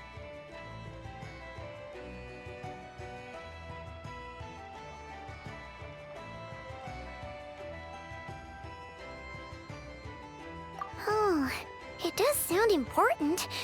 You're right. There's too many people here. Somewhere quieter makes a lot more sense. Thank you both for understanding. Then let us meet beneath the moonlight.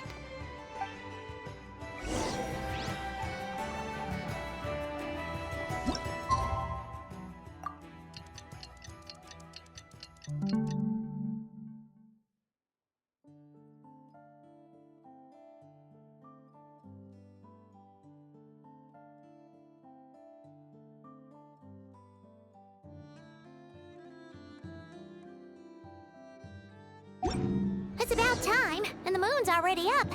Let's head over to the place we agreed to meet Lauma.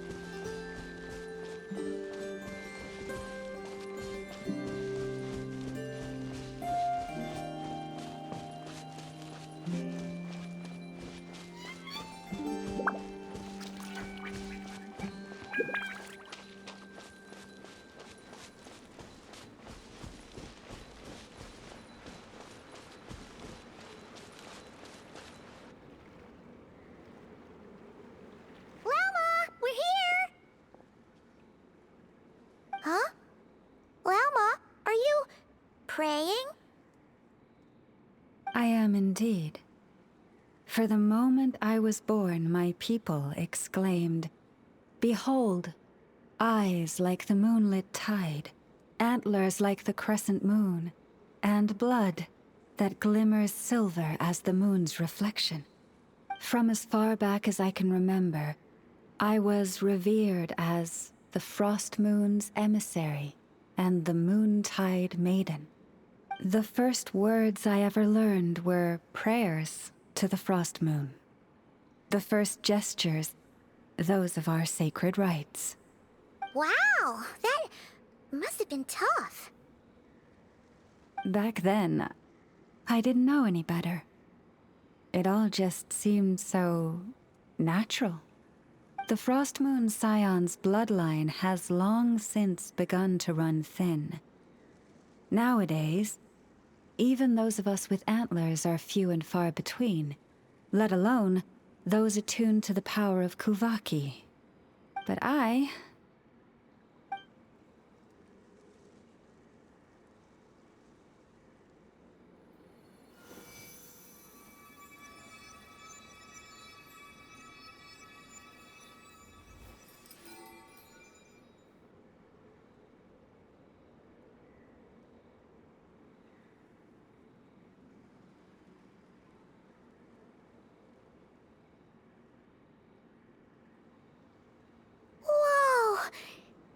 Antlers are so pretty. They say it's an extraordinarily rare condition. Once in a century, if that. I am unusually sensitive to the moonlight, as well as to the Kuvaki's ebb and flow. As a child, I could barely sleep because of it. Oh no! It was that serious? To others, fluctuations in Kuvaki are something you easily get used to. Like a gentle tide lapping away at the shore. But to me, that same tide is a towering tsunami, a surging swell crashing against me. Of course, as the years went by, I learned how to suppress my senses and my power, enough to keep it all from overwhelming me. But because of that, I also had to walk the path of concealment. Concealment? From the moment I was first taught to pray, my kin would point up to the night sky telling me, "That, Lauma, is the Frost Moon, the last of the moons, the sole surviving truth." But I would ask them in response, "Why? Why can't I feel anything from it at all? Later, I came to understand that they simply could not tell where the real tide was coming from. They couldn't sense it. The true moon, beyond the sky's veil.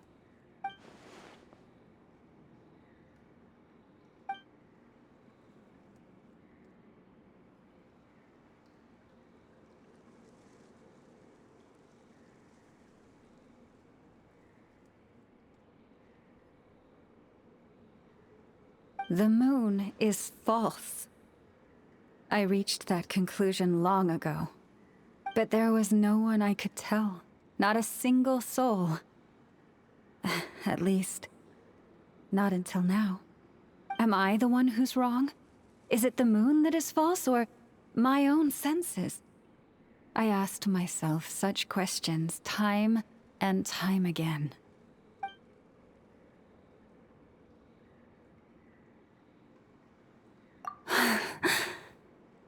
Thank you.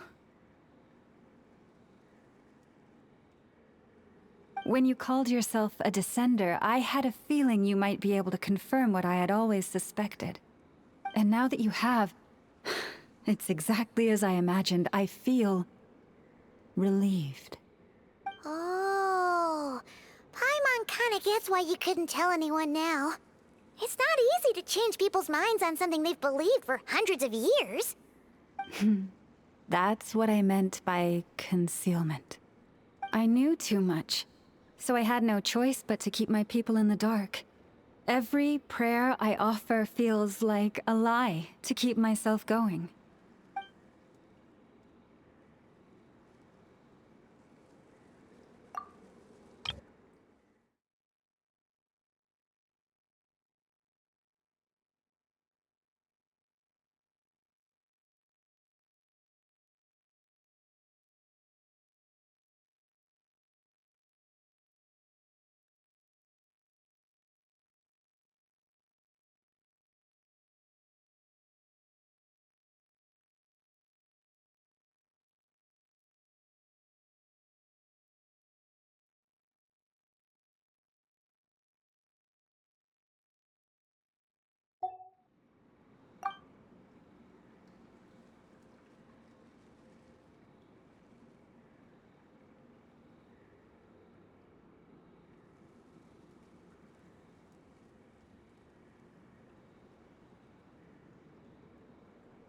You've already met our Kutar, haven't you?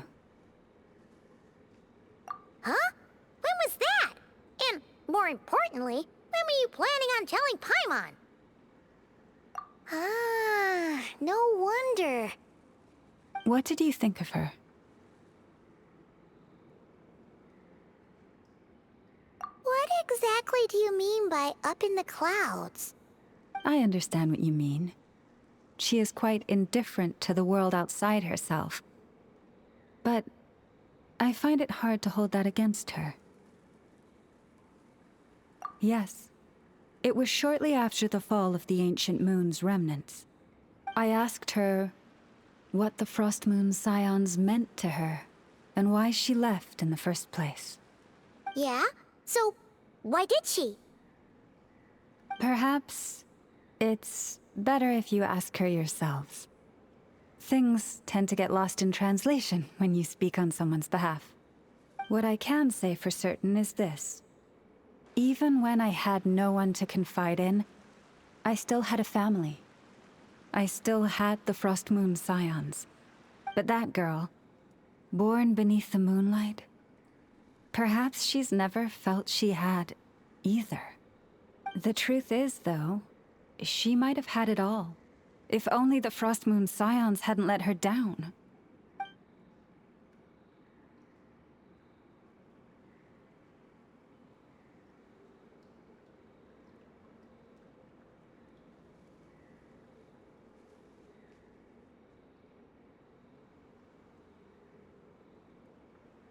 The Frost Moon Scions now walk a path of error. They offer their prayers to a false moon, and to a goddess who can no longer answer them. I want to change all that, But with the Fatui closing in on us day by day, the Frostmoon Scions must stand united, now more than ever. I just need to wait for the right moment. Lady Lauma! Lady Lauma! Cappy? Has Cardina's condition deteriorated again? Traveler, Paimon, we'll have to continue this conversation later. We'll come too!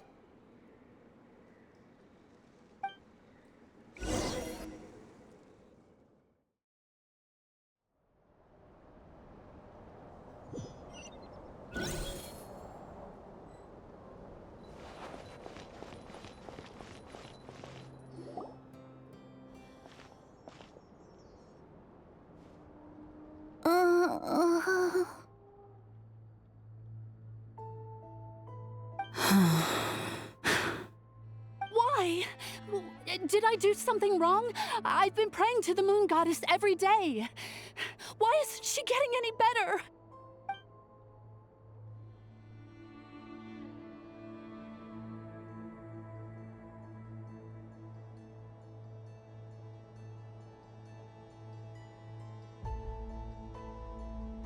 Cappy, I need you to wait outside. I'm about to start her treatment.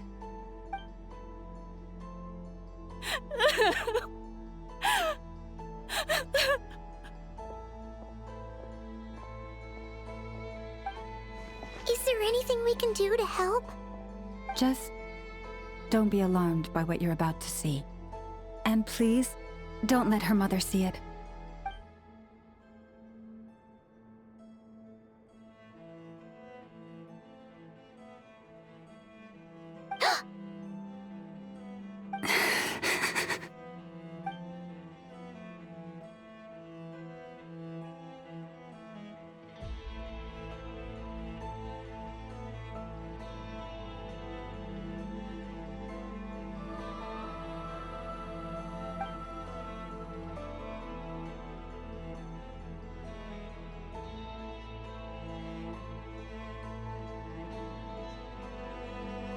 Shh.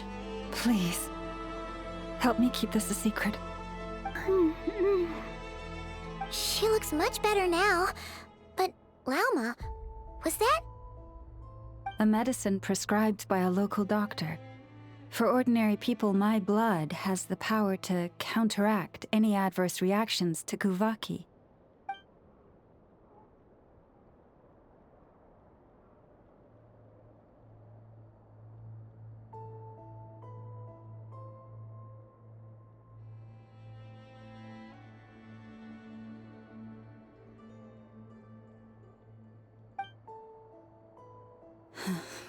So, now you know another of my little secrets.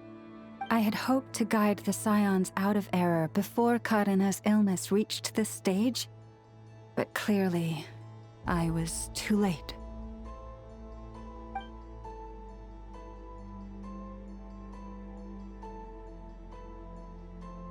My life is as hidden from sight as the far side of the moon.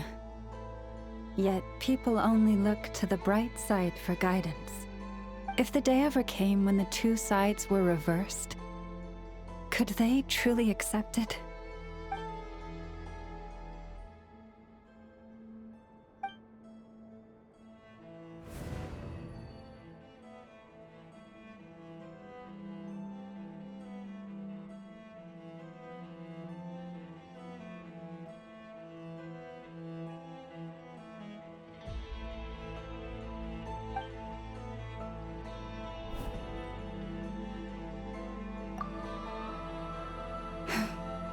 Hearing you say that puts my heart at ease. Mm-hmm. And if there's anything we can do to help the Frostmoon Scions, just let us know. Our priority right now is reclaiming our relic from the Fatui. But I now understand that the day I will tell everyone the truth is no longer far off.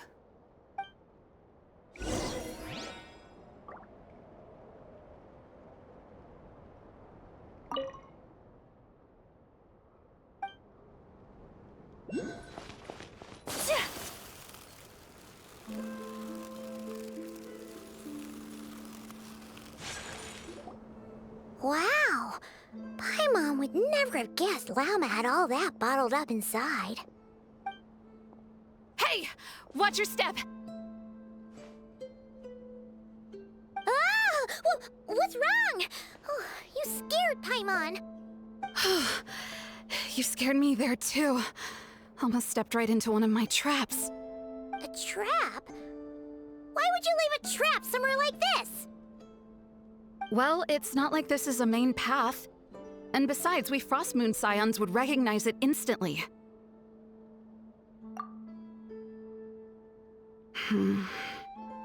Alright. You don't seem like you're with the Fatui, so I guess there's no harm telling you. Lauma asked me to set up these traps to keep the Fatui at bay. Oh! Come to think of it, their 3-day ultimatum is almost up now. Yes. Hopefully they'll back off when they realize we won't go down without a fight. Oh, you've done a lot for the Frost Moon Scions too, just like Lauma.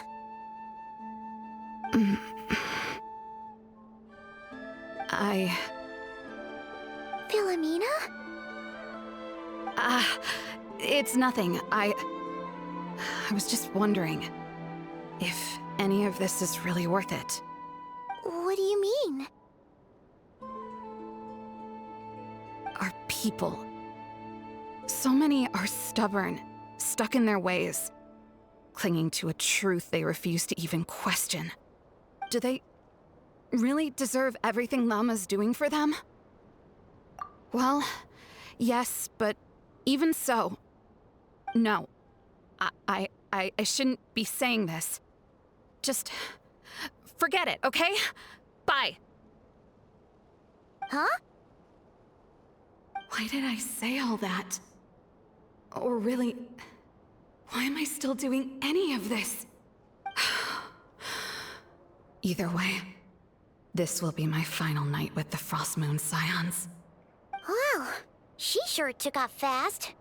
So, are we heading back to the flagship for a break, or what? Wait, you're not thinking of visiting that damsel light up in Cloud Cuckoo Land, are you? Huh, given who she is, pushing her won't get us anywhere. Hey, why don't we... Let's bring her something tasty! If she doesn't want to talk, we'll have to win her over with food. Hey, no harm in trying. At the very least, it shows we're trying to be friendly. Let's see. How about Ineffa's 9.12 out of 10 berries and fried meat, the Frost Moon Scion's boon of the day, and one of your signature dishes. Your choice. Should be a good mix of meat and veggies. There's bound to be something she likes.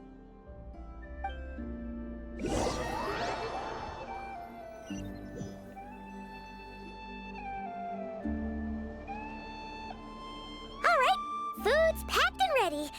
This is the place, right? Why does it feel like we're going to visit a patient? Oh, no. Take this seriously, Paimon.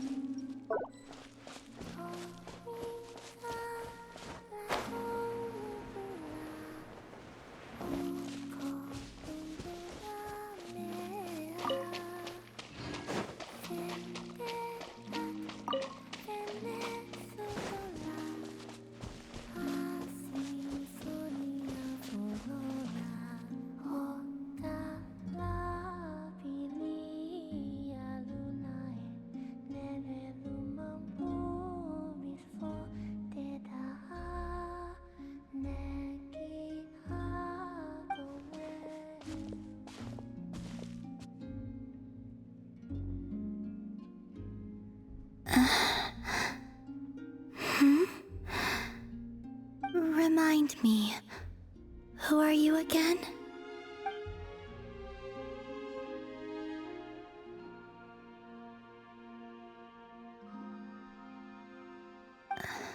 A different one floats by your side today. A different one? What's that even supposed to mean? Ugh, there goes Paimon's perfect conversation starter. Hi there! Paimon is Paimon, and this is the Traveler.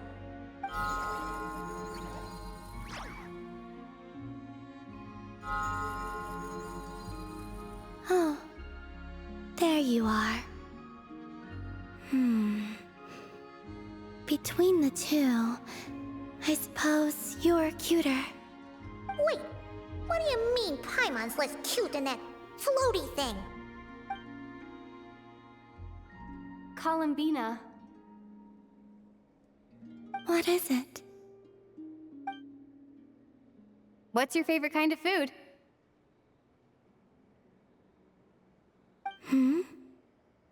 Is this a treat? Or an offering? Let's go with treat. Anyway, this is all the Traveler's cooking, so please, help yourself.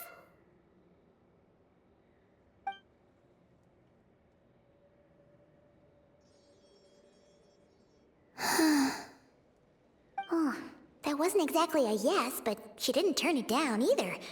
What could she be thinking?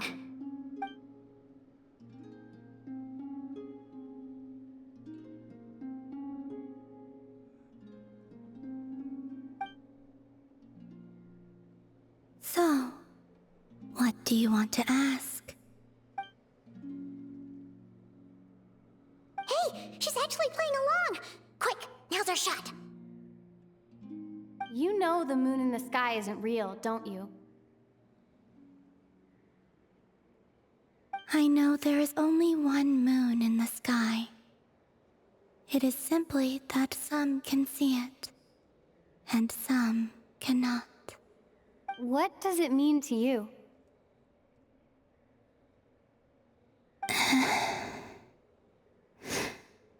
The missing prologue. What?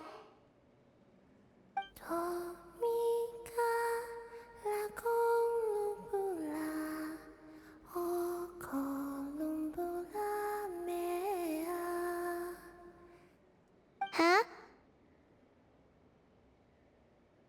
What does that mean?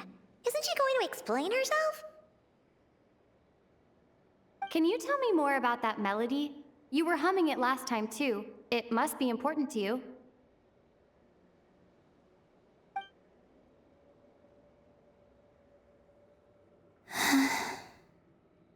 It is all I remember from the moment of my birth. A melody. A few lines of lyrics. Like a lullaby from a foggy dream. Oh, so who was singing it? I do not know. I have nothing else. Just that song. Huh? And the Frost Moon Scions who found me. They had nothing either, but hope. Before I even knew what was happening, they were already calling me their goddess. And I had no reason to decline. Like two lost infants unknowingly exchanged, I adopted their faith. And in return, they adopted me. But my adoption drops you into the story halfway through.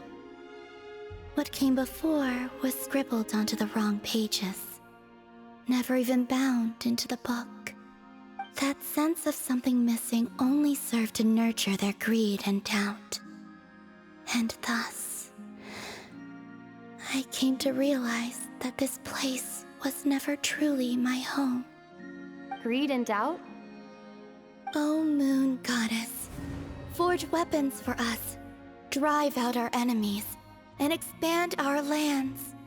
O Moon Goddess, heal our wounds, ease our suffering, grant us strength. They asked for everything, and I obliged. Until the day came when no answer could be given. If mortals can turn to the gods when they are powerless, then who do the gods turn to when they have nothing left to give? You've got Paimon there. In those days, the Frost Moon Scions cared more for faith than for truth.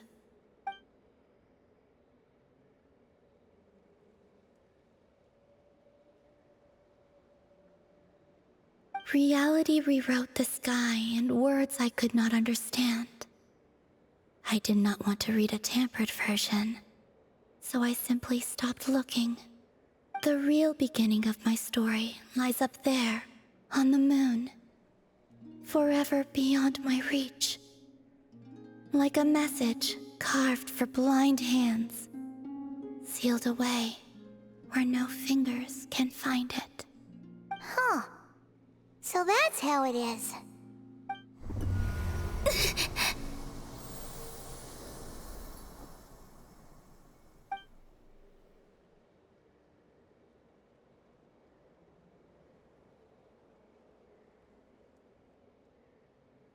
What's wrong?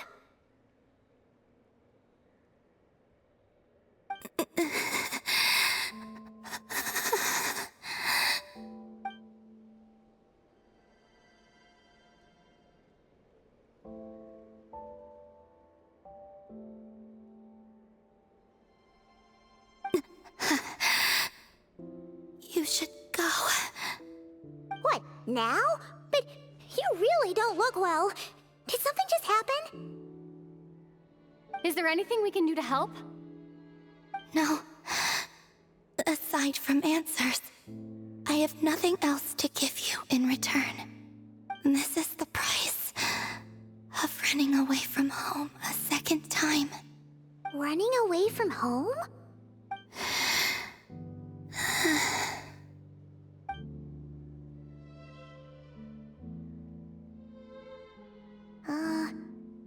Is she heading towards the food? Did all of Paimon's questions make her hungry? Do you still have many questions? I know I should offer more in return for your kindness, but I'm feeling a little worn out. Oh, we're so sorry about that. The Tsaritsa was right. Freedom always comes with a price. She said I could treat the Fatui as a second family, a second home. But in the end, they were no different. All they wanted in truth was my power as the moon goddess. I'd rather not dwell on such unhappy memories.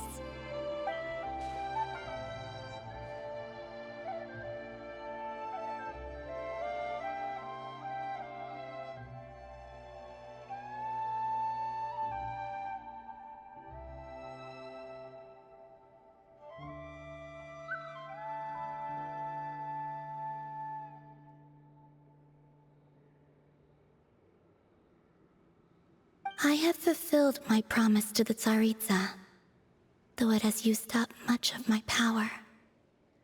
So you see, this has nothing to do with betrayal. So, you're just staying here for now, resting and recovering your strength? Yes. What about these flowers? They have grown in Nodcry for many generations. They're highly sensitive to the ebb and flow of Kuvaki.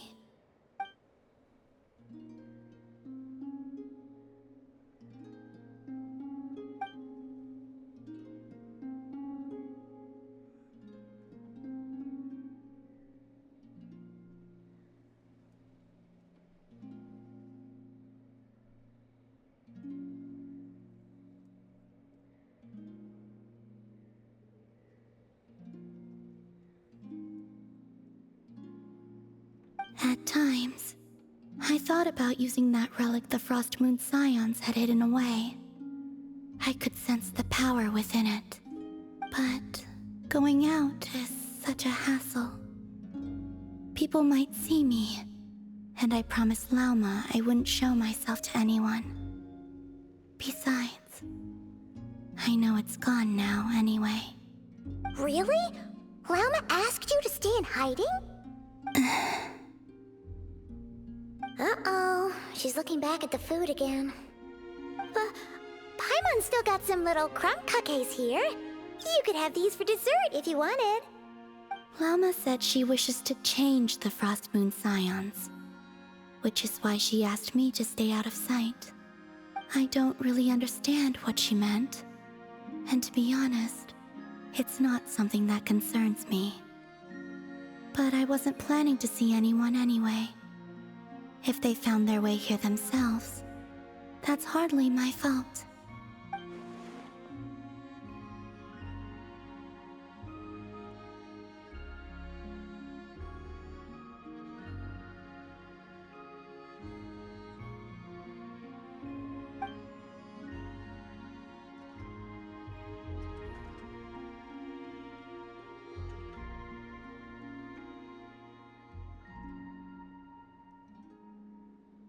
Lauma, the Maiden of the Grove. She is quite unlike any Frost Moon Scion I have ever met before. After hearing my story, she actually apologized for how the Frost Moon Scions treated me back then. She told us she feels like she's been living on the far side of the moon.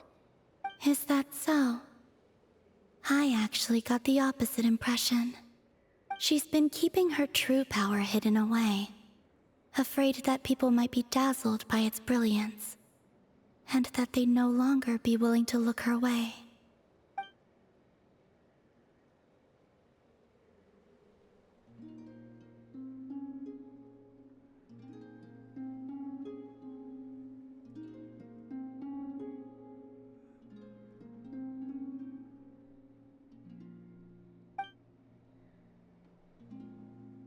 So, what do you wish for now?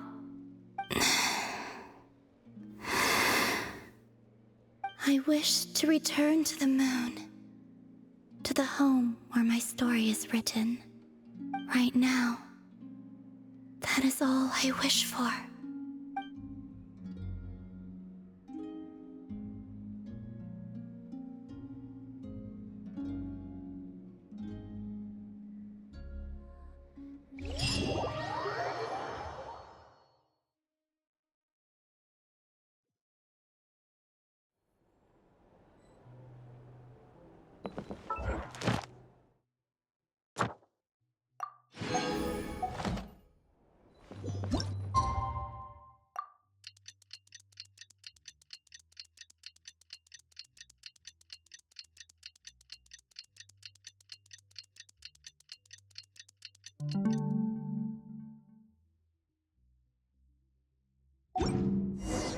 Tonight's the night we infiltrate the Fatoui's Experimental Design Bureau. Come on, we better go meet up with the others.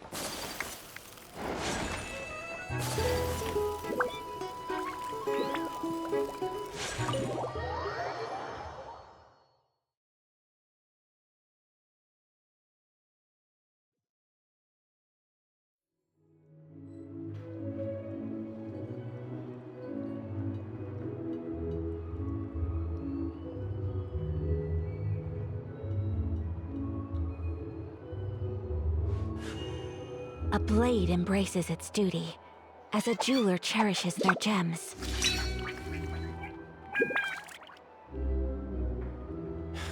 You're not here looking for work, are you? Heed my words and get out while you still can.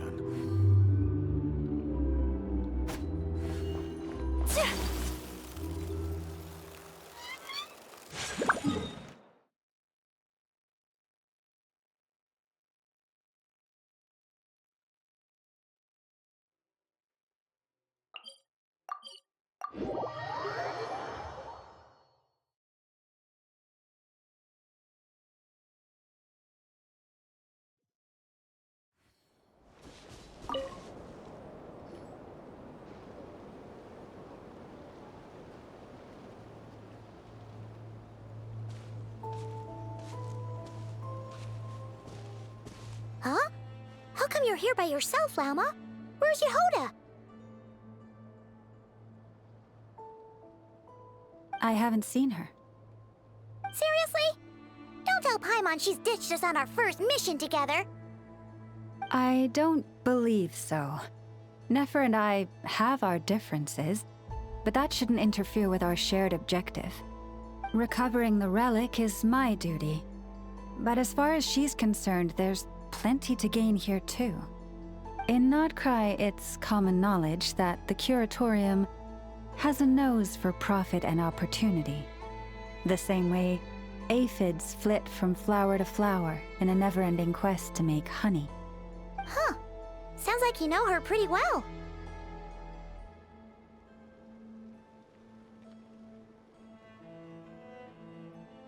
Still, Yehoda sure is taking her sweet time.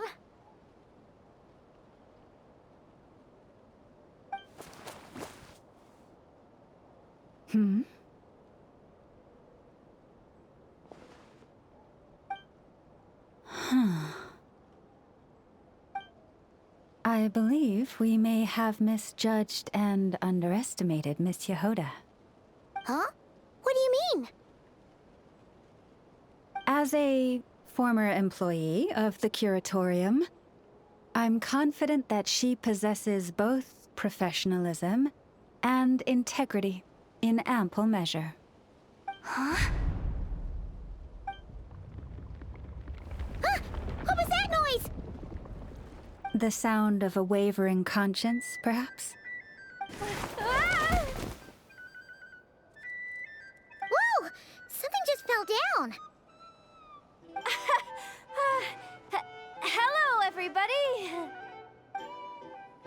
What kind of an entrance is that? Wait a second. Have you been hiding nearby this whole time? Yeah. I was just, scouting things out from up high. Darn it. How did Jane Doe even notice me up there? I can't believe I'd only realized I'd run out of smoke bombs this morning. What if something goes wrong inside? How am I supposed to make a quick getaway now? Thought I could just hang back and wait for the clients to get cold feet. But nope. Turns out they're all completely fearless. Don't they know how scary the Fatui are? Really sorry, everyone.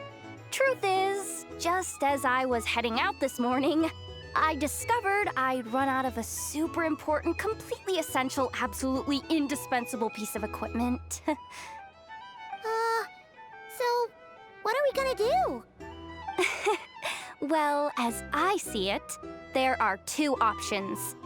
Plan A is we take a detour to Nasha Town to restock, though who knows if any shops will still be open this late. Plan B is we call it quits right here, disband the team, and I'll go home.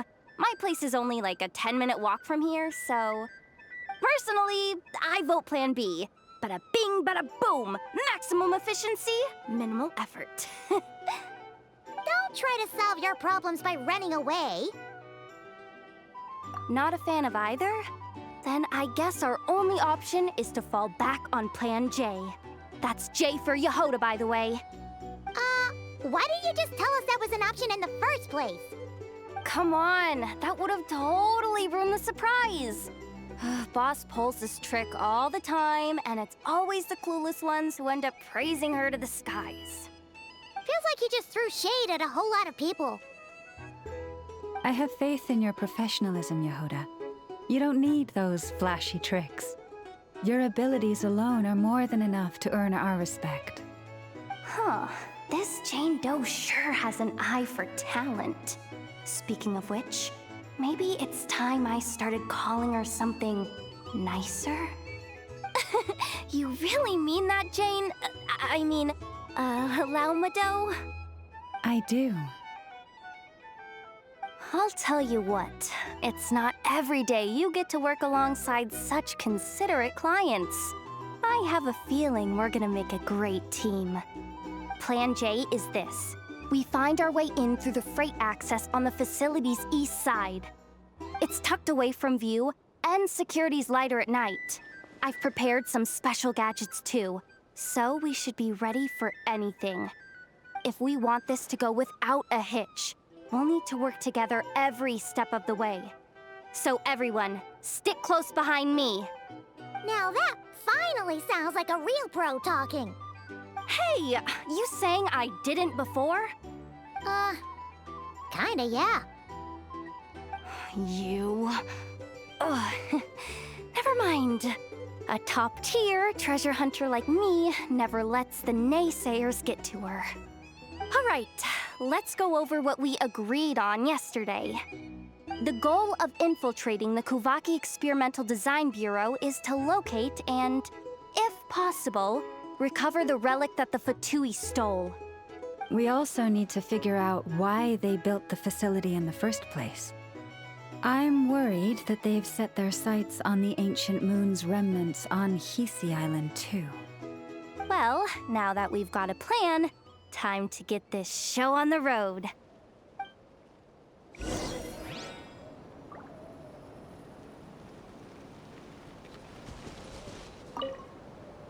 Everyone ready? Yeah? Then, let's move. All right then, let's get this job done.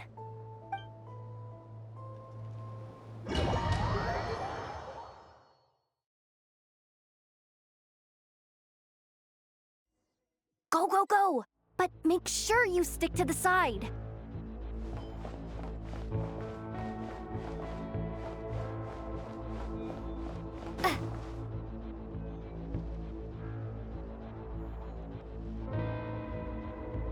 Just as I thought.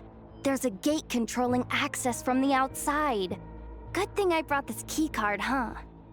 Well, technically, I stole it. But no need to tell them that, right? Blame that chump who thought it was a good idea to get wasted at the flagship during work hours. Ooh! Is it top-level clearance? Of course, that goes without saying. Let me read it out loud for you. Fatui Experimental Design Bureau number 183574, maximum clearance, maintenance intern. That doesn't sound very top-level to Paimon. Never underestimate interns. Even the most legendary of thieves started out as rookie pickpockets, you know? Besides, if it wasn't for this person's selfless generosity, we wouldn't be able to just waltz in like this, would we? Feels like you're trying really hard to change the subject. Allow me to teach you the first rule of treasure hunting. First and foremost, use every resource at your disposal.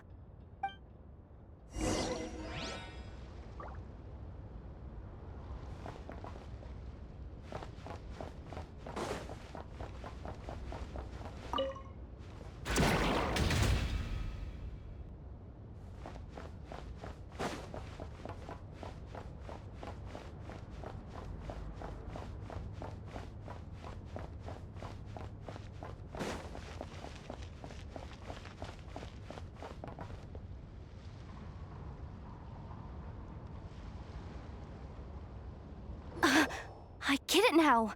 It's like a pair of light bulbs just lit up in my head. What did you just get? The blue light, aka Plan A, is telling me to take the path along the left side. It'll be a lot stealthier, but that might mean a bit of a detour. The red light, aka Plan B, is saying, just charge straight in. But that'll mean dealing with, like, a dozen sentry bots already powering up. Although, I might be able to switch them to training mode. Their attacks will be weaker, but we'll still be in for a fight. Can't you just put them in sleep mode? Hey, I told you, I'm just a maintenance intern. Give the new recruit some time and space to blossom, will ya? We're still pretty close to the entrance. Surely they'll call the whole thing off once they see what these bots can do. Anyway, I say we go with Plan B. Either way, I won't be doing any of the fighting, so the shorter route sounds good to me. If we can avoid fighting at this stage, we should. Plan J is to call it a night so we can all make it back to bed before sunrise. After all, the deeper we go, the more dangerous this is gonna get. So we might as well give up while we still can. Okay, here are the bosses. Just don't forget, whatever you do, don't let those recon bots spot you. Let's see. No kidding. Anefa told me about something like this before. I can't believe that dumb robot actually helped me out for once. All you gotta do is this, and the recon bots will be reassigned to another position. That way, when it's time to move forward, the path will be clear. Which reminds me, it's about time I taught you the third rule of treasure hunting. Go with the flow. What about the second one? You skipped that one. Huh? Did I? Oh geez, must have gotten them muddled again. I mean, the second rule is exactly the same as the first. Guess that's what you meant by going with the flow, huh?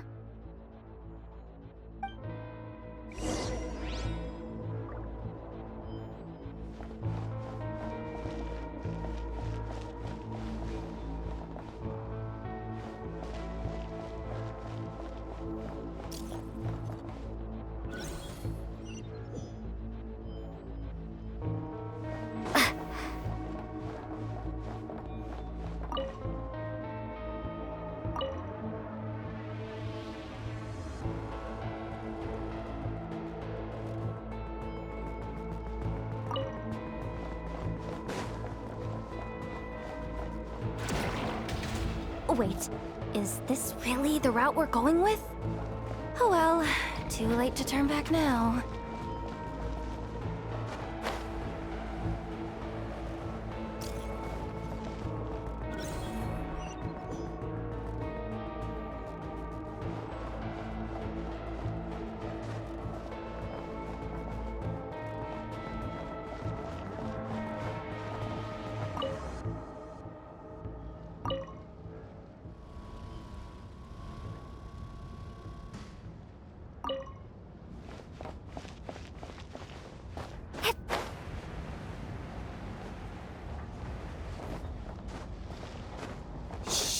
No chatting while we're sneaking in.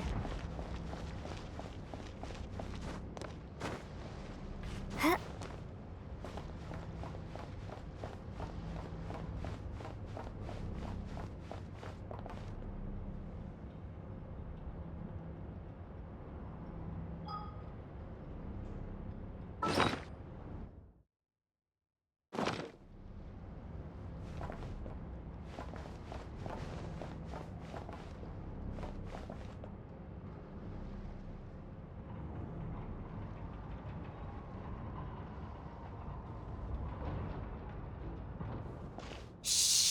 Someone up ahead! Has the lockdown been initiated? Move it, soldier! The cargo has already been transferred. The lockdown procedure is complete, Commander. That sector is now fully sealed. The night shift. Just our luck. Don't they usually handle deliveries during the daytime? There's not supposed to be anyone here. We've come this far already, and they're really trying their best. If I suggest backing out again, it's not gonna look good. Come on, brain. Think!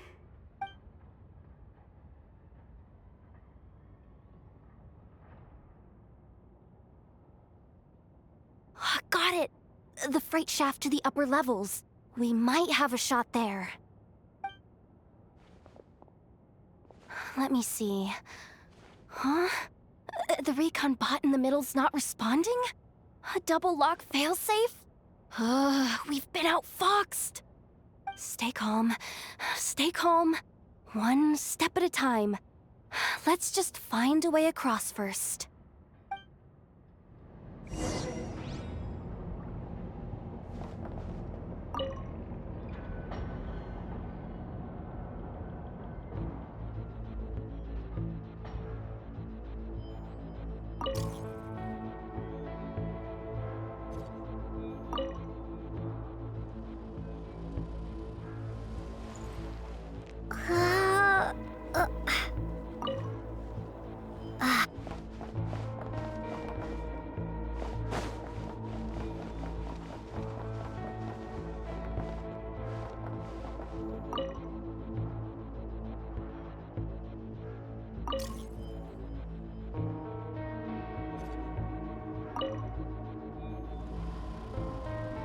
All set. Let's head down this way.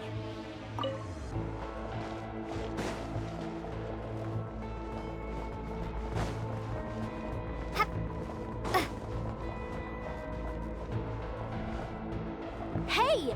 Another control terminal!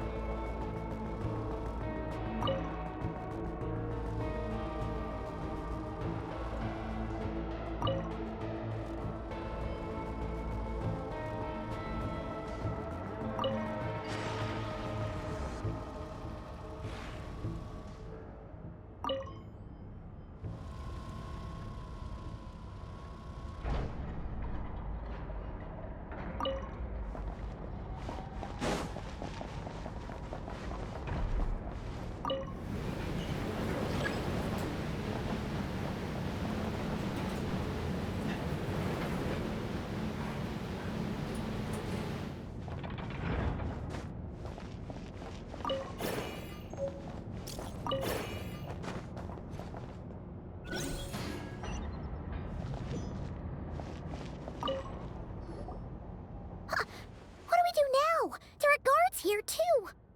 Don't worry. Bots are way easier to deal with than people. At least their behavior is predictable. First, let's find a safe spot to land. Good. That spot shouldn't draw their attention. Let's go. Let me just try something. Maybe I can use the terminal to command them to move out of our way. Security verification? With 10 questions? Are you kidding me? You really trust me that much? Fine. I'll do my best. But just to be clear, if I can't answer a question, I'm backing straight out of the terminal. No way I'm risking triggering any sort of alarm.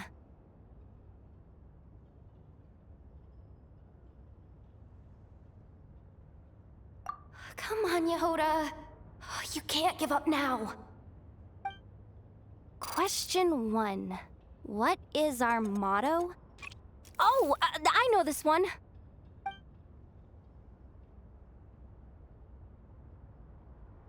Question 5. The name of the harbinger in charge of this facility. Let's go with, Sandrone. This one should be... the Pale Star Edict. I've heard one of Boss's informants mention that before. Final question. Enter employee ID. And it's timed? Okay. 183574. Confirm. I actually got them all right? What a miracle! Not bad, Yehoda. Not bad at all. Guess you're an official maintenance intern now. Hey, that could be my personal plan B if I can't get my job back. Just kidding. The Fatui are awful. The bots have taken the command. They're moving off. Let's get going while the coast is clear.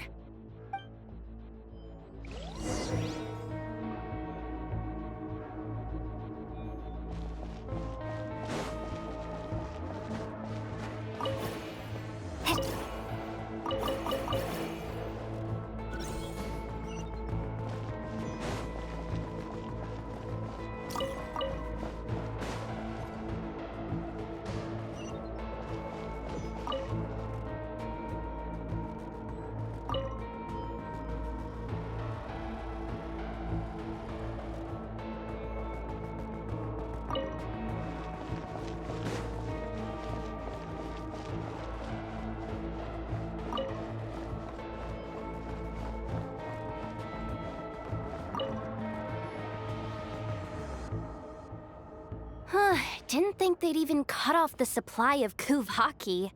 They're being really cautious. If we can somehow divert some emergency power into the system, we might be able to force boot this thing. What do you mean by force boot? How do I explain this? It's like dumping a whole bucket of water into an empty pool so that the little ducky gets to swim around again. You should probably just ask Aino instead. So, we just need to find that bucket of water, right? Huh. Paimon thought your explanation was great. Kinda adorable. In a childish sort of way. Hey, you could have just skipped that last part. Here, bucket, bucket, bucket. Where are you hiding? Judging from the concentration of Kuvaki, over there. Wow, you can sense that, Laumado? That's incredible.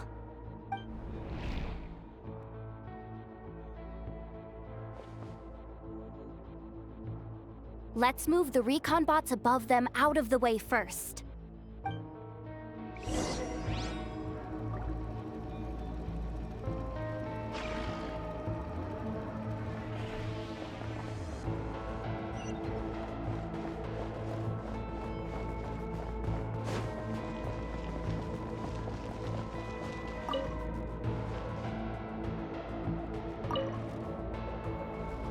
All right, that should keep the alarm from going off.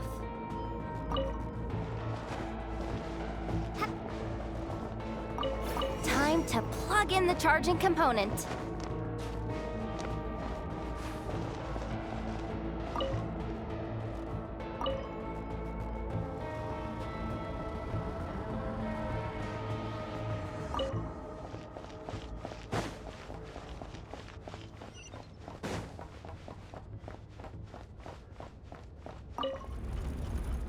Up and running at last. Let's hope nothing else goes wrong. Please, everyone, step inside. Oh, it's so dark in here. Well, it is a cargo crate after all. No point in being picky about lighting at this point. Ah! Something sharp and pointy just poked me in the back! Sorry. That was probably just my antlers. It's pretty cramped in here, so I had to crouch down.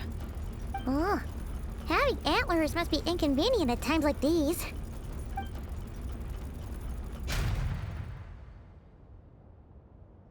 Ah! What's going on? Don't tell me something's gone wrong already. Looks like there was only enough juice in the emergency power supply to lift us this far up. Ugh. Awkward.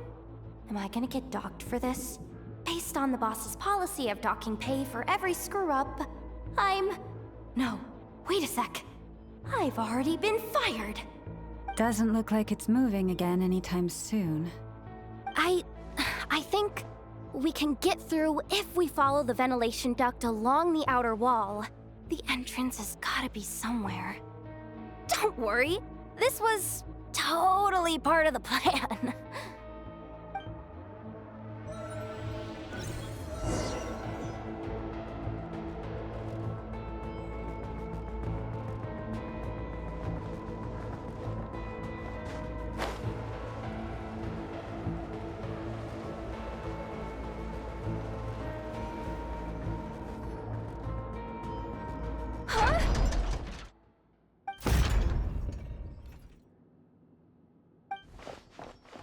Yehoda? How'd you end up outside? Looks like she slipped out at the very last second, just before the gate shut. Impressive reflexes, I must say. Though I'd expect nothing less from a former employee of the Curatorium. I'm so sorry. That was pure survival instinct. I didn't mean to ditch you. Anyway, you guys just stay where you are. I'll figure something out.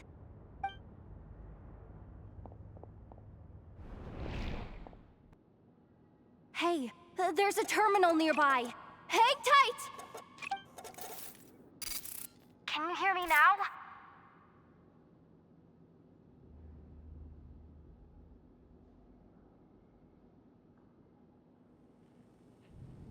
The duct security protocol has been triggered.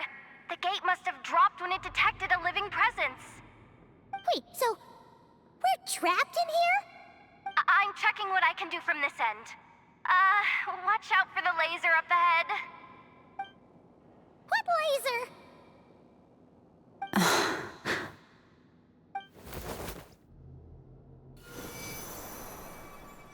Oh, we see it now. Good thing we didn't move.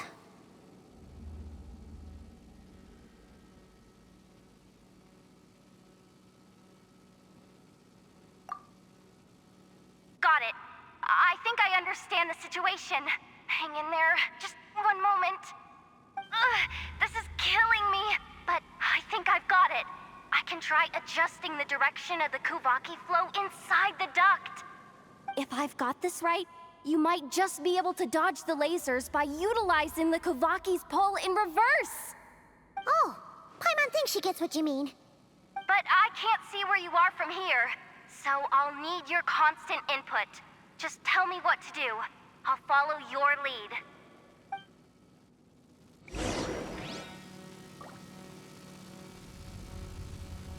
Like this, right? So, wanna grab dinner after our shift?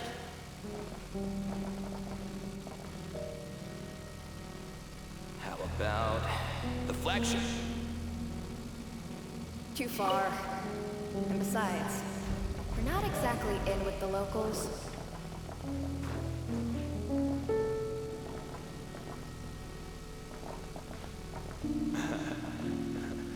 Then how about the staff cafeteria?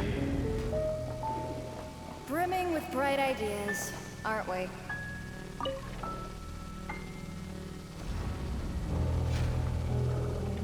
Sure thing. Okay.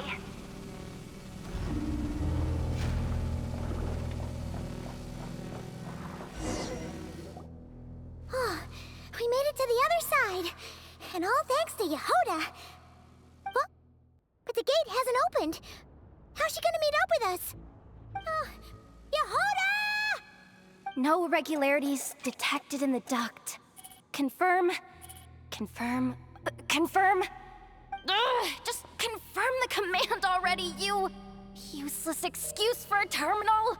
You piece of robo-junk, you mindless pile of scrap! What the? Insufficient clearance? Of course, I don't have the clearance! You oversized... Ugh, ow! Go with the flow, Yehoda. Go with the flow. If the others make progress, that's great. But you can't bank on it. You've never been one to depend on others. So it's about time you stepped up to the challenge. Deep breaths. Stay calm. My priority right now is getting my hands on a high-level access card. That way, I can override the security protocol. Senior maintenance staff. Only they can access the core sector. But hey, there's always someone careless enough to hide a spare key under the flower pot by the door. Which means there's a good chance there's a duplicate lying around somewhere in the control room. Even if I can't get into the control room myself, doesn't mean I can't rely on some external help. If I can take control of one of those guard bots, maybe I can use it to search for the access card. This is crazy, Yehoda! You're all alone. You've got nothing.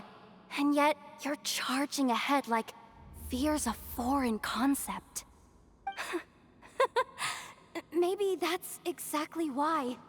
'Cause I've got nothing left to lose! Confirm! Am I a genius? Whoa, this feed's super clear. This is gonna be a piece of cake. Wait a second. This thing's not a guard bot. It's a janitor bot.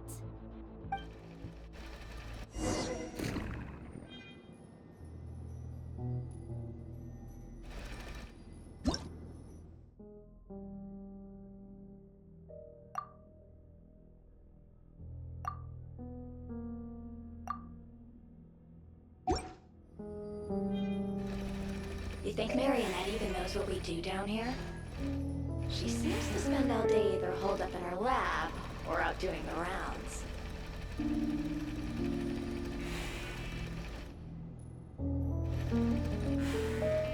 Still a mess over there.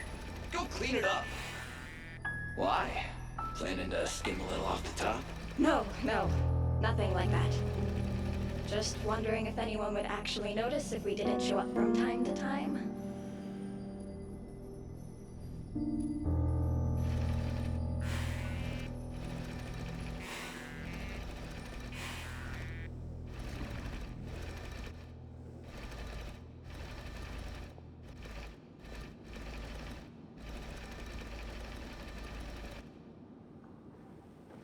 Let me see. Oh, there it is! Hey! Why'd you stop? You haven't finished sweeping that corner. But, I can see the car from here. Ugh, guess I have no choice but to swallow my pride and stay in character for now.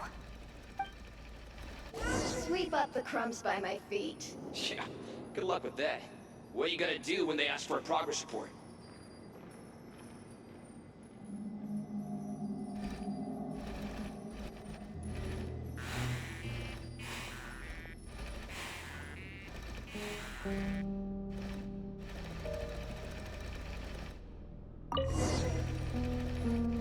Sucks though. Finally sent somewhere warmer than Snezhnaya, yet we barely get to see the outside world. Gotten rid of the dust behind the door yet?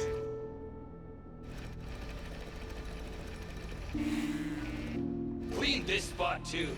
I saw you skip it.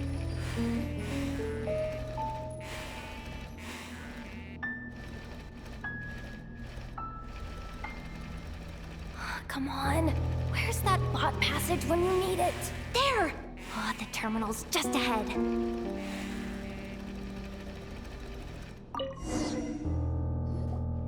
But will Yehoda be okay? Paimon? She said she'd use every resource at her disposal, so let's have some faith in her abilities. Besides, when it comes to surviving in Nodcry, she probably knows more than any of us. So, they really do believe in me. But how long are we gonna have to stay here? Paimon doesn't want to get caught by the Fatui either. Does Paimon mean the two Fatui in that room? Let me see if there's a way to distract them. Wait, did you hear that? Huh? The alarm? What's going on? Let's go check it out.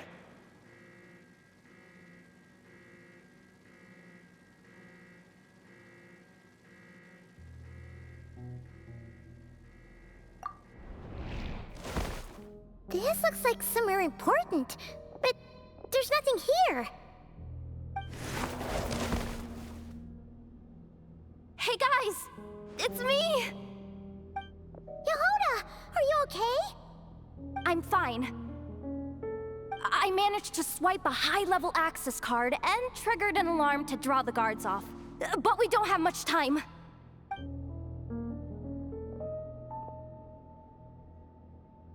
All right, looks like we can control the elevator. Come on, hop in. Let's take it further down.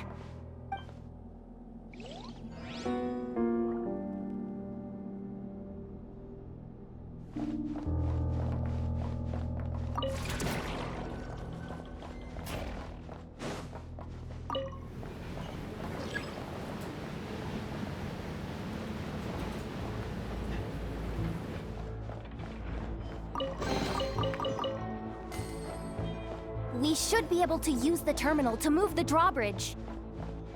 Here's the access card. I'll keep watch while you handle the controls.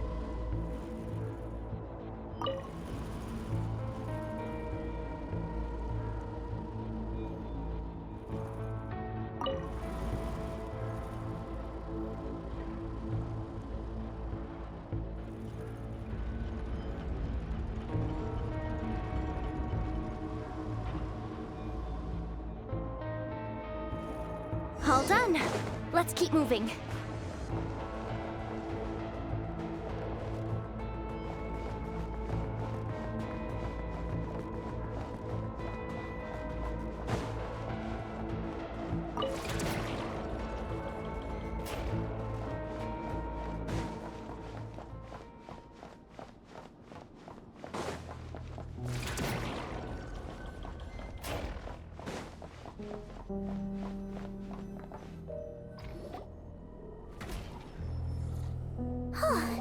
there's no one here. That's good news for us. Let's head inside.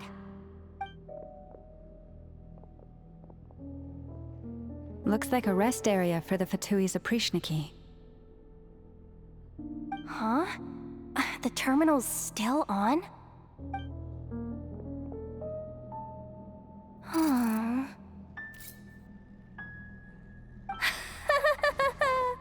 Looks like that good news is now half good news, half bad news. What do you mean? Well, it seems like that alarm I just triggered was so high level that even the guards in the rest area went to investigate. That's the good news, by the way. And what's the bad news? The bad news is that once they realize it was a false alarm, they're bound to circle back and check this floor. And then we're toast. So we've got to move fast here. If you need me to run a quick search, say the word.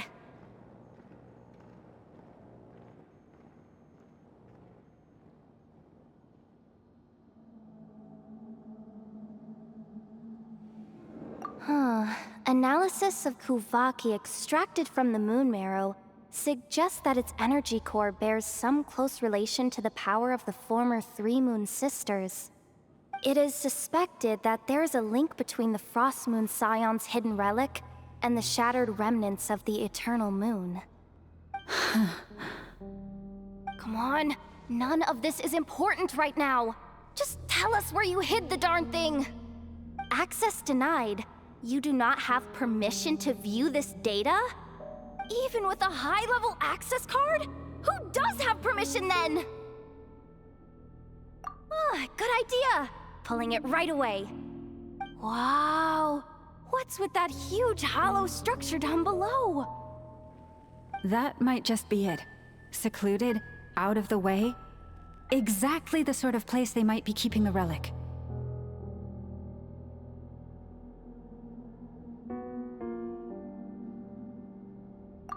264 pages! What is this? A novel? Can we just skip to the end? I'm flipping through it as we speak. Kuvaki, a weapon. Huh. Seems like the Fatui and Snezhnaya are trying to harness the power of the Light Realm to build some kind of weapon. The target of which is... Seriously? Insufficient clearance? Again?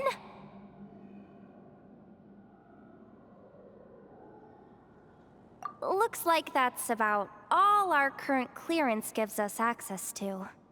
Based on what we know so far, it seems like the rest must be hidden inside that massive hollow beneath us. I could sense something beneath the water down there. Something unsettling. If they've gotten their hands on the moon marrow, odds are it's hidden down there too. And here I thought we were almost done. But nope, we're going deeper and deeper into the danger zone. Chin up, Yehoda. Once this job's done, you're buying yourself the biggest nod-crying hot dog in town. Deal's a deal.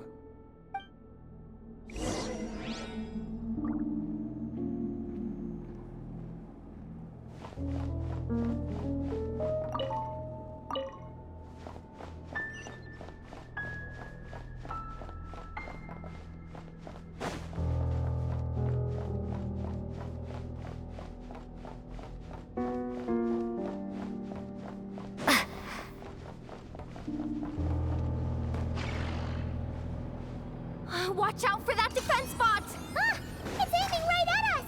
You'll have to use Kuvaki to deflect its attacks back the way they came!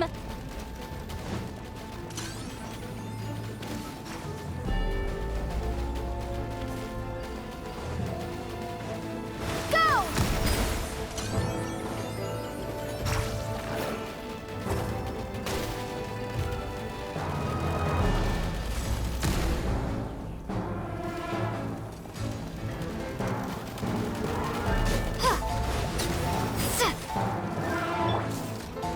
Leave this place.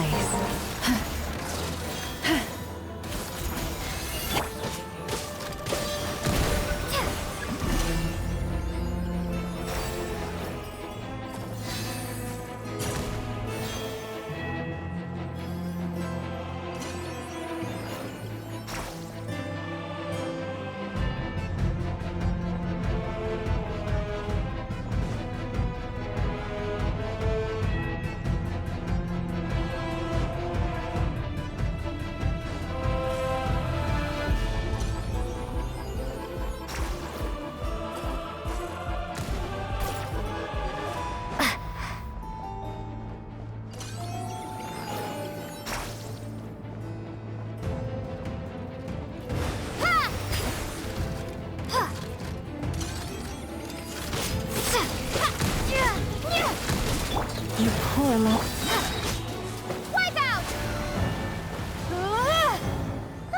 Its attacks are getting faster! Almost there. We're almost there.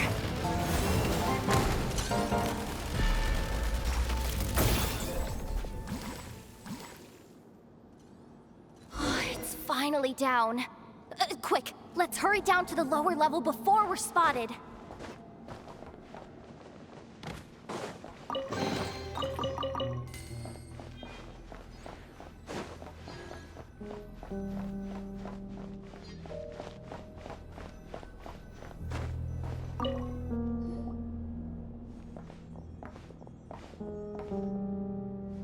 That switch looks suspiciously obvious.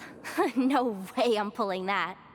But you guys, go ahead. Hey, you spotted it first. Shouldn't you be the one to pull it? Not a chance. I'm just the guide, remember? At most, I'll help you look for an escape route. They don't seriously think pulling this thing's gonna lead to treasure, do they? I'd be amazed if it doesn't set off an alarm. Besides, I didn't even bring my smoke bombs. Which reminds me of the actual second rule of treasure hunting. Better safe than sorry.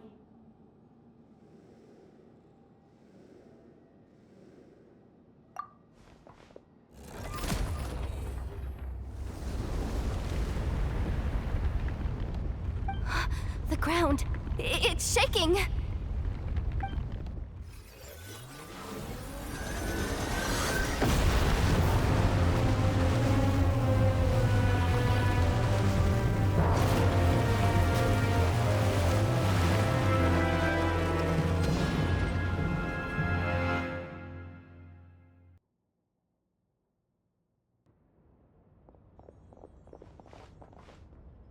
Wait, did the surface of the water open up?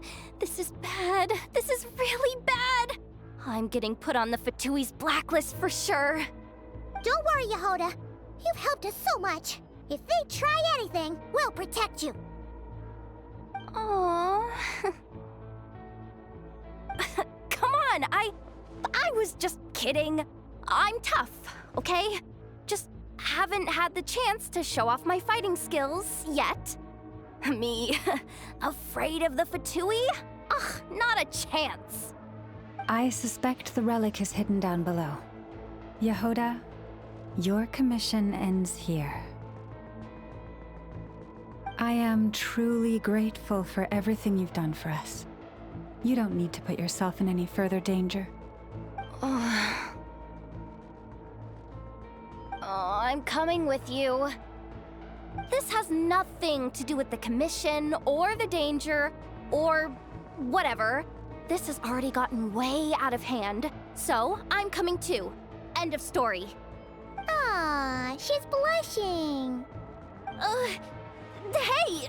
Zip it! Why'd you keep staring? You looking for a knuckle sandwich or what? Come on, move it already.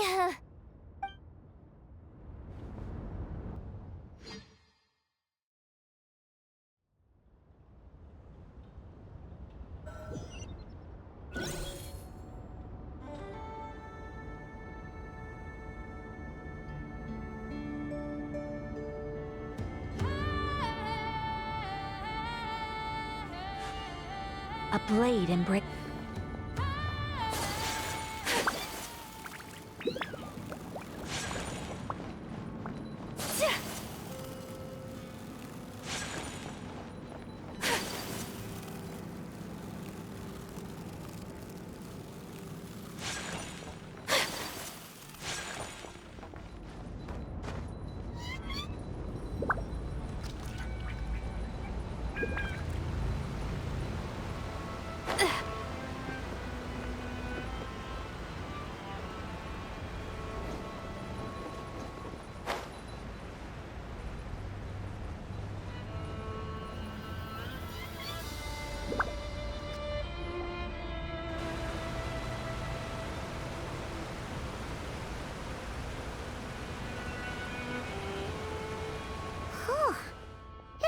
really deep down here. What is this place? We're standing on another fragment of the ancient moon's remnants. So this was the source of the Kuvaki I sensed earlier. Wait, what? So the Fatui had it hidden underwater this whole time? This gigantic thing?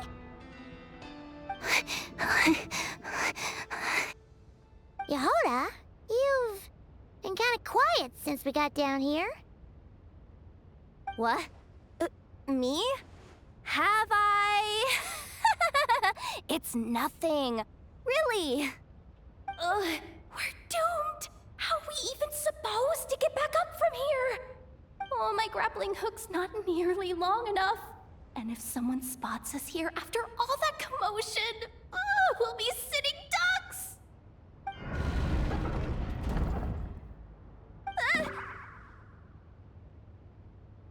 Oh no! That door's opening! Please don't say it's the Fatui! No, please, no! We finally made it here, and we're so close to getting the job done! I didn't risk my neck just to die before I've even had a chance to spend my reward!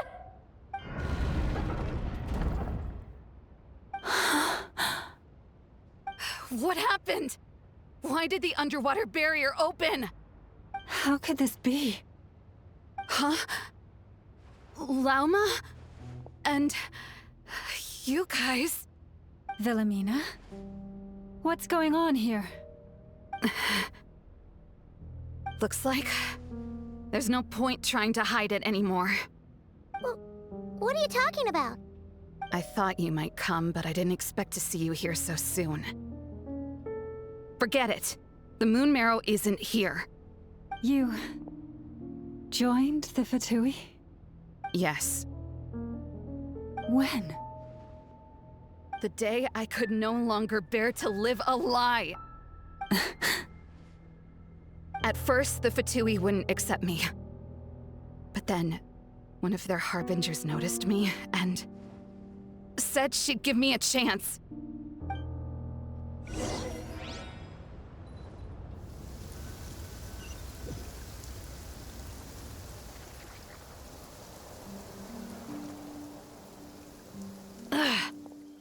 Lost them again.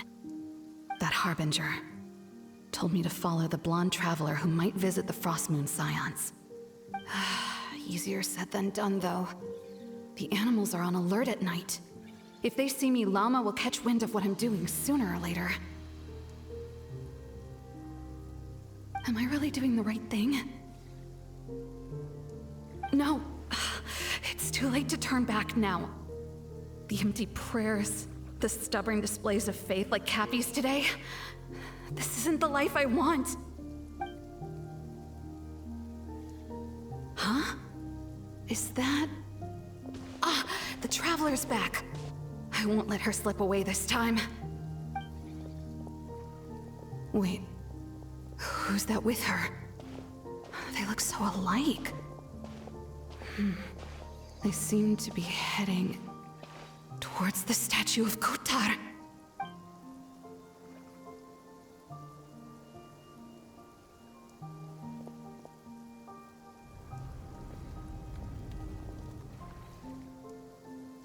They've opened the secret chamber? But wasn't it meant to be sealed? Wait a second. The Moon Marrow! Surely they're not after the Moon Marrow. I'd better go report this straight to... Hold on. If they do actually make it to the final room, then maybe I'll be able to get my hands on the relic. The one thing the Fatui have been after this whole time. If someone's going to take it, it might as well be me. This could be my ticket to joining them.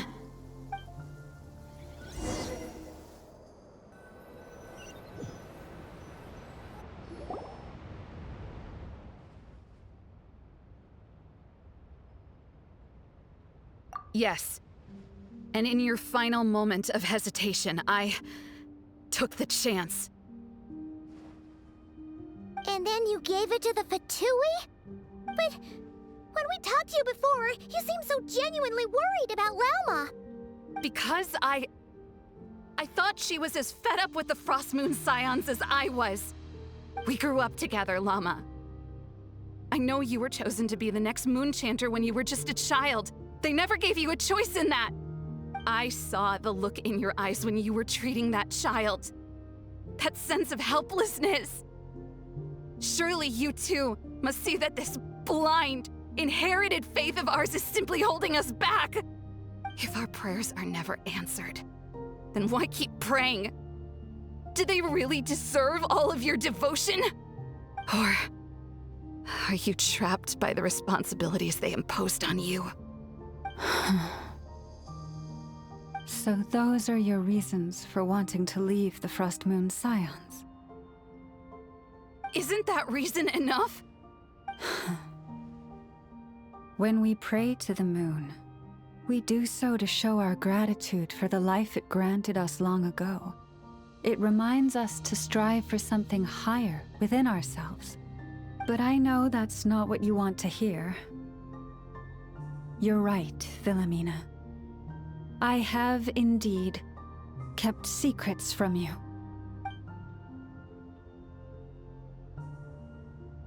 I knew it. You don't want to be the Moon Chanter, do you? No, that's not it. I'm talking about the fact that the moon in the sky isn't real. What? You're saying... Huh? I've completely lost the thread now. Oh, do we really have to do this here? What if a Harbinger shows up? Oh, I'm not cut out for fighting big bosses! The pain you sensed in me was the pain of hiding this truth. If what you're saying is true, then you already knew that the Frost Moon Scions wouldn't believe any of this. Why didn't you just leave like I did? You don't understand, do you? That's the difference between us, Philomena. I care about the Frost Moon Scions. They're family to me. It hurts because I care. And that's why I chose to hide the truth. But now I understand. That was a mistake. My family deserves to know the truth. I shouldn't have tried to hold it all together with empty prayers. Are you trying to say that I only ever cared about myself? There's nothing wrong with that in itself. No one would have tried to stop you from leaving. But you did not have to stab us in the back like this. We've been spotted! I knew it. I just knew it. Oh, what now? If a Harbinger shows up, I'm out of here. No darned relic is worth dying over. Looks like I misjudged you, Llama. I didn't think you had it in you to stand up to your fate. Turns out, you are a great Moon Chanter after all. But you were right about one thing. I haven't considered Hisi Island my home for a long time now. Bosses, time to go.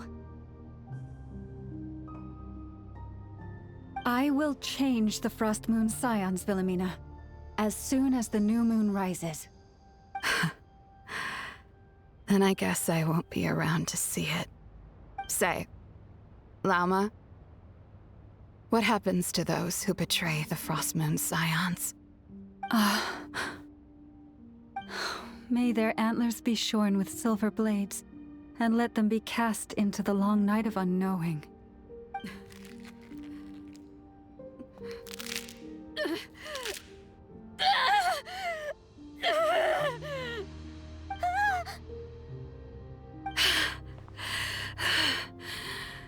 I have honored the ways of the Frost Moon Scions one last time.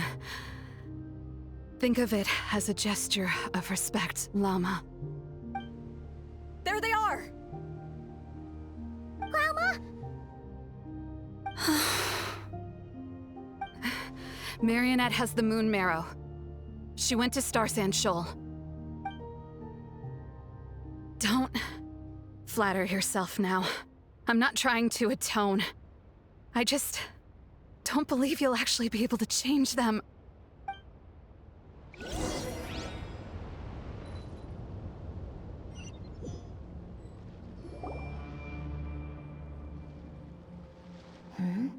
An alarm coming from the Experimental Design Bureau. Interesting. Hey, wrap things up and get yourselves ready. Looks like we might be having some guests. Yes, milady. Perfect timing. This job's been boring me to death. Time to test some hypotheses.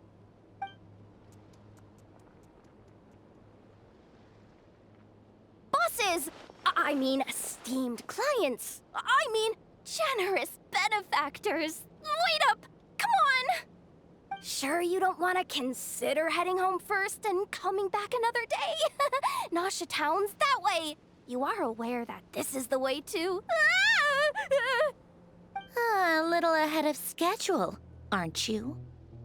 Oh no, it really is a harbinger this time. Marionette. So you are here after all. Hand over that relic right now. It belongs to the Frost Moon Scions. You mean that thing your antlered turncoat brought us? I have never much cared for trophies given up without a fight. But watching you tear each other apart over it? Priceless. I'm not in the mood for warnings today. Ooh, how frightening.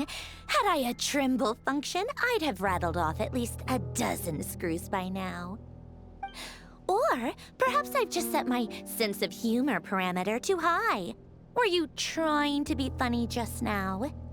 You don't honestly believe you're a match for me, do you? Go on then. Let's serve our guests a little appetizer.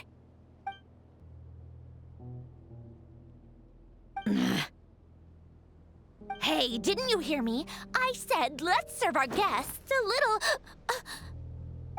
What's going on? Oh no, watch out! It's the Wild Hunt!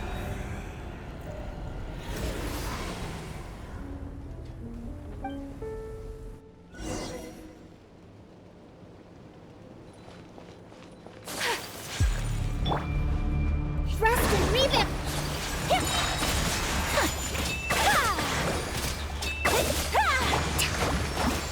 A brash maneuver.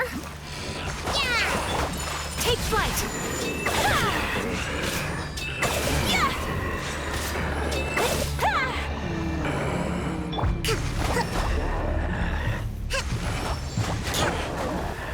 Leave this place with one heart.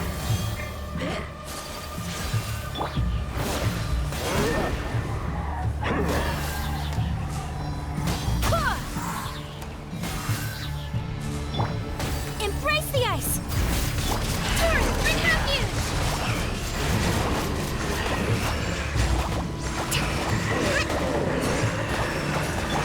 Whirling snow.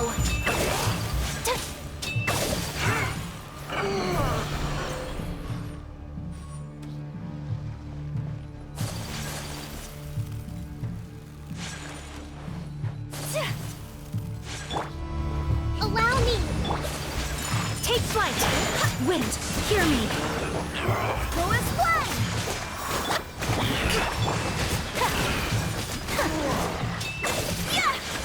My apologies. Coming Sato out. So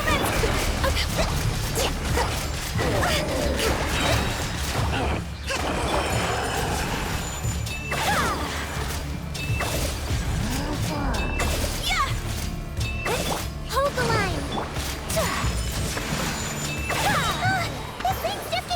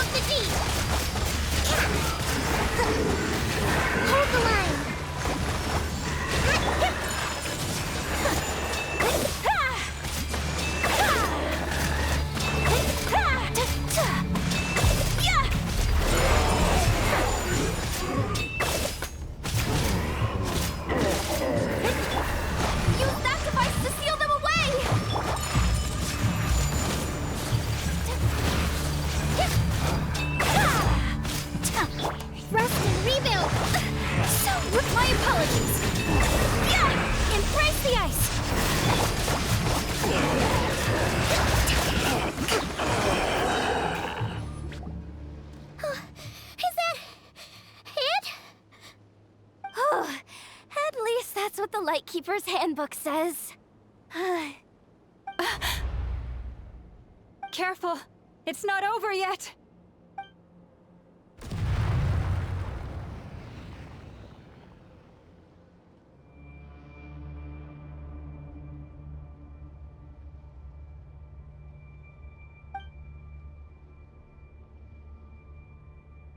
Paimon!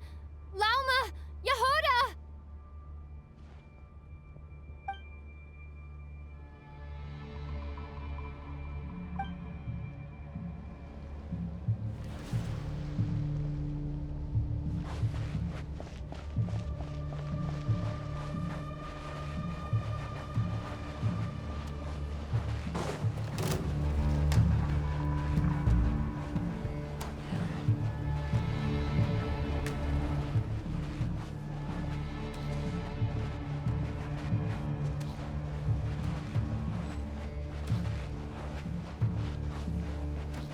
Lumine!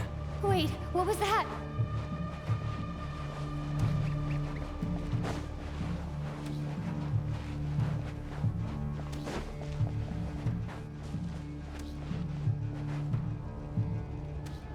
Lumine, over here! Ether! Quick, grab my hand!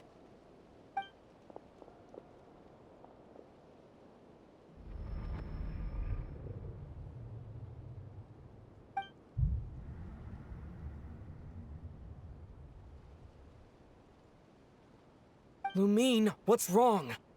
Why are you here at all, Ether? What do you mean? If I may be so bold, what does family mean to you?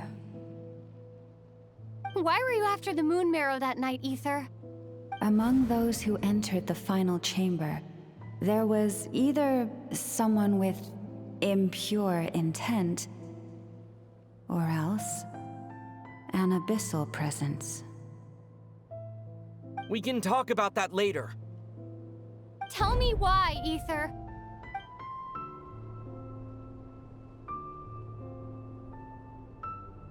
You know, this is only the second time we fought together since the day we both woke up in Teyvat. No. Lumine. But when I found you, you were still in hibernation. Even the key to the chamber was still secure on your person. We didn't wake up together.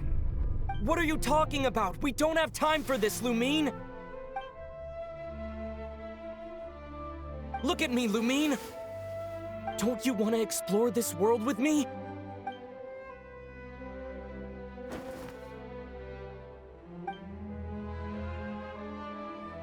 You think I'd lie to my little sis?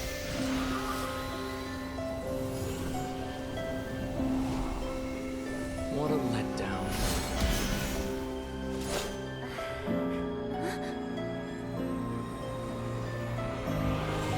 Go get it from me, Lumine. It belongs to me. I never believed it. I didn't want to believe it. That strange feeling that something was off. I wanted it to be real so badly. Even if it only lasted a moment. But you're not my brother.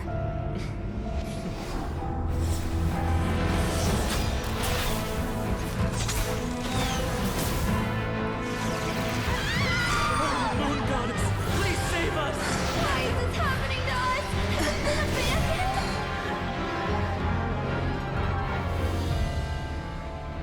The cold night should be our blessing, yet only confusion and sorrow remain. The truth may yet lie beyond the sky, but must we become lost because of it? Standing before you, as a scion of Hyperborea and the Frost Moon's emissary, I say this.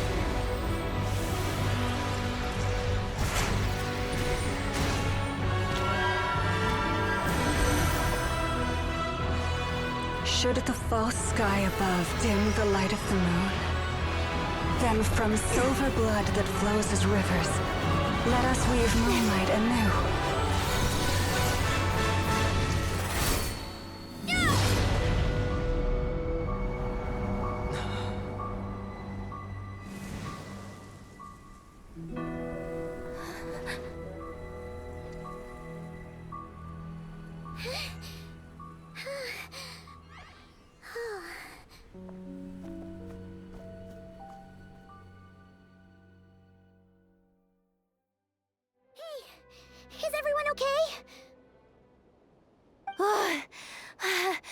I saw my life flash before my eyes there. Oh, good thing Laumado was there to save the day. Are you all right, Traveler?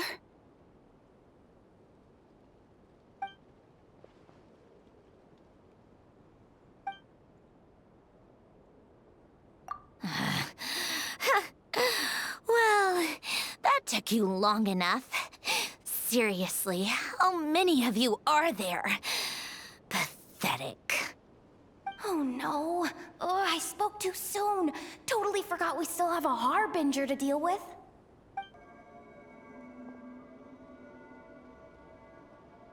Hey, is that the moon marrow? It was hidden inside that big robot of hers all along. But that robot... Ugh, that's Polonia to you, not just some robot. Take it and get lost. Huh? You're just giving it to us? Well, I wasn't the one who put out the order to find this thing in the first place. So if someone wants it, they can help themselves. Maybe even choke on it. See if I care.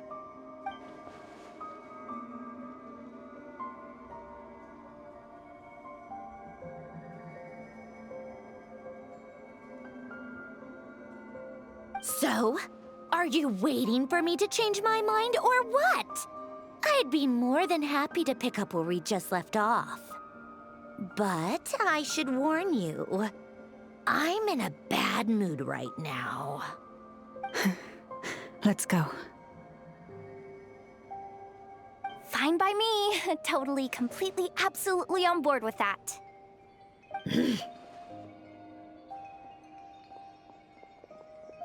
It's finally over. If that doesn't make the most thrilling commission of the year, I don't know what will. Looks like the Fatui are all gone now. Lauma?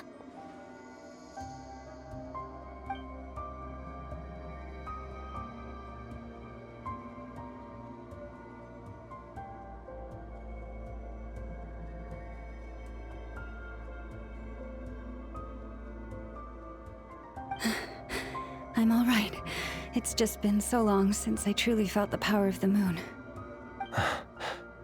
I thought I sensed the wild hunt nearby. Don't tell me you've already taken care of it. Hey, it's Flint's! Hey, he's that Ratnik. Unless I am mistaken, you are the Moonchanter of the Frost Moon Scions, are you not?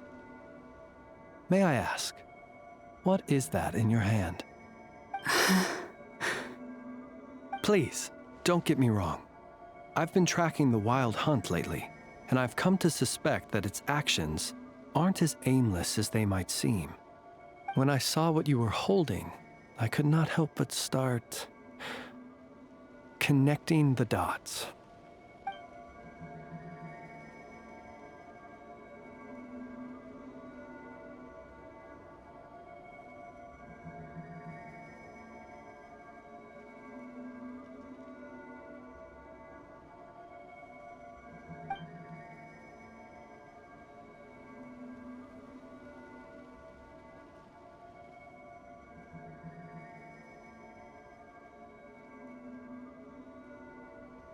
You better be extra careful, Flint.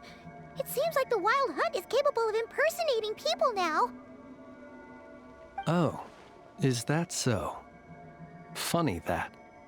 I just showed up completely out of the blue, yet you seem to have no problems trusting me. I apologize. I shouldn't be making jokes like that right now. Anyway, I understand. Thank you for the tip-off.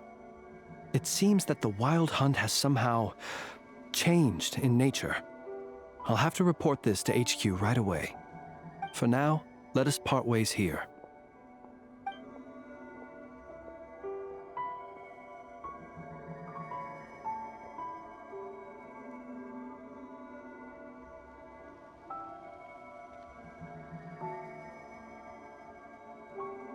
That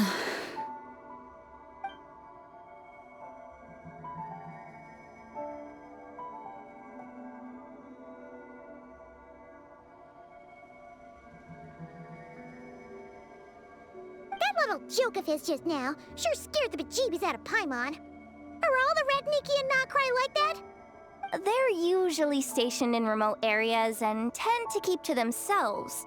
So, it's not surprising they end up a little eccentric. No, he's different. Really? How so? The animals. They've told me they're afraid to even go near him.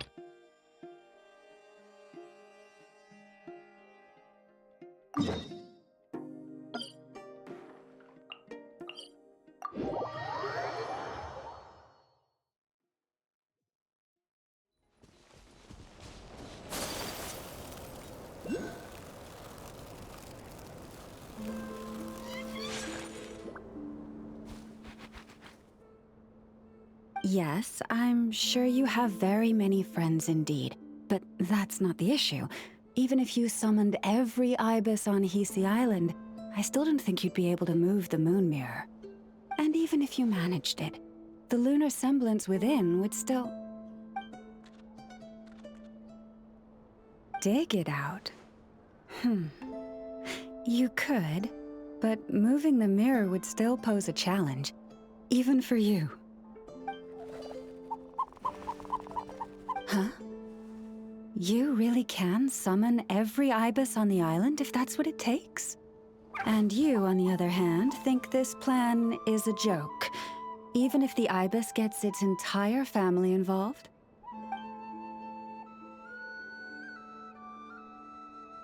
Wow! Things are really kicking off over here. Looks like we've got a weasel thief and a heated argument with a bird.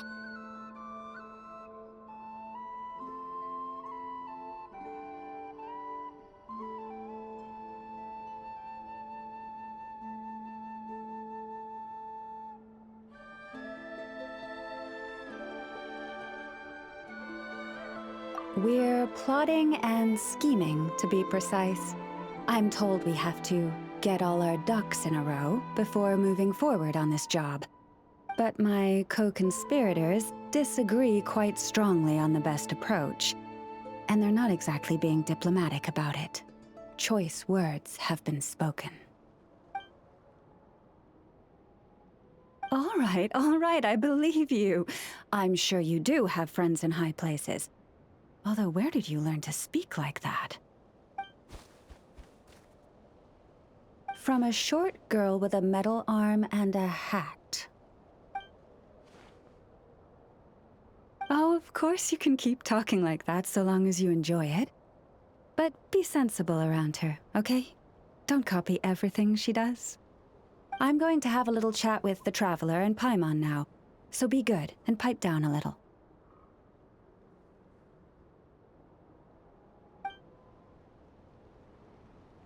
Huh, it really did quiet down. Being able to understand animal speak is so cool.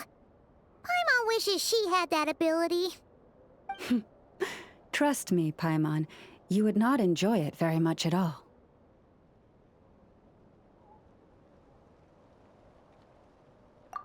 Don't misunderstand.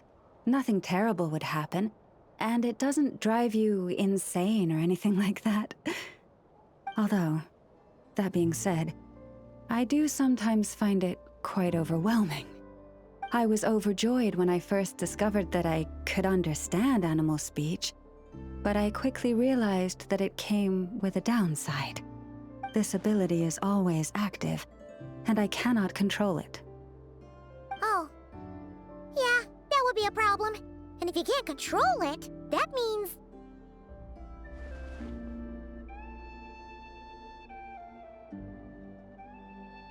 Exactly. People say that listening to the bird song deep in the woods gives them a profound sense of peace and quiet that lifts their spirits. But no matter where I go, I can never find peace and quiet. When I stand in the forest, I hear the chatter of the wildcats, the rabbits, the rhyme-horned deer, the chic badgers, and the long-plume ibis. They argue loudly about who's to blame for damaging whose roost, or which part of the woods the best twigs come from.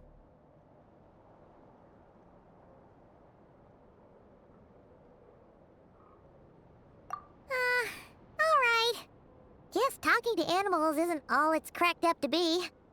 Waking up to the sound of birds chirping is pretty nice, but replace that chirping with bickering, and suddenly it doesn't seem so appealing.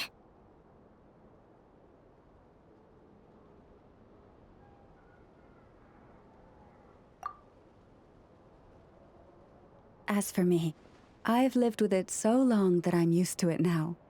In fact, it would probably be quite an adjustment if I woke up one day and couldn't hear the finches discussing which cup in which house makes for the best bath. Yes, plotting and scheming. Thank you for reminding me. I got a little sidetracked. Although, now that the Traveler's here, we might just have the solution to our problem.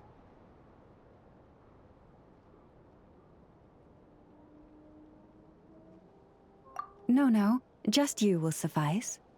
This job involves breaking into a storage room by undoing the seal created with the moon mirror by a previous moonchanter.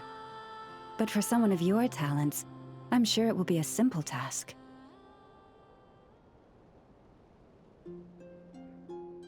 Don't worry, I'm sure you'll be fine.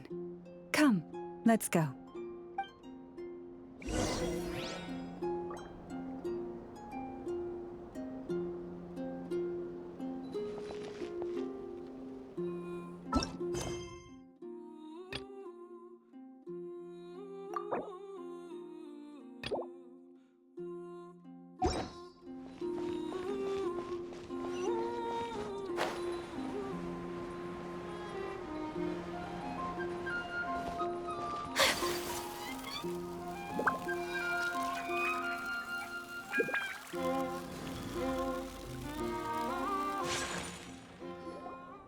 Here we are.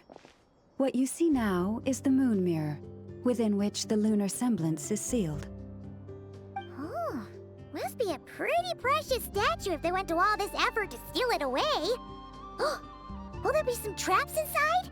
You know, the kind that send arrows flying out if you step in the wrong place? Do not worry. This little one did some scouting for me ahead of time. The seal does not contain any such fatal traps.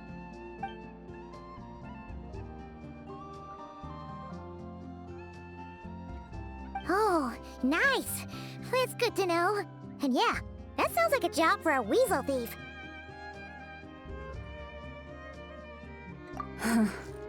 That's true. Each time I ask it for help, I have to pay it one more the next time we meet. Huh, what a thieving little weasel! Oh wait, that tracks. But considering that it's helping you keep watch on the lunar semblance, it might need a name change. How about... Weasel Guardian!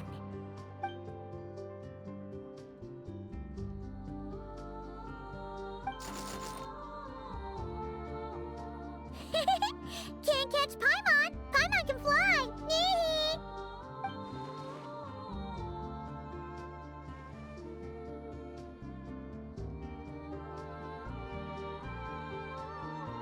Come on, be nice to our guests.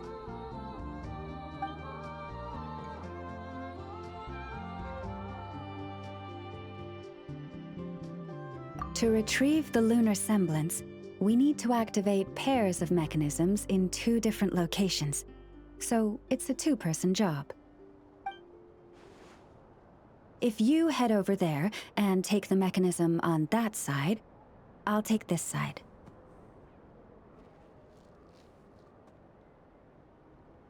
That won't be a problem. I have eyes in the sky. It will keep me updated on where you are and which mechanism is in front of you. Don't worry. All you have to do is follow my instructions.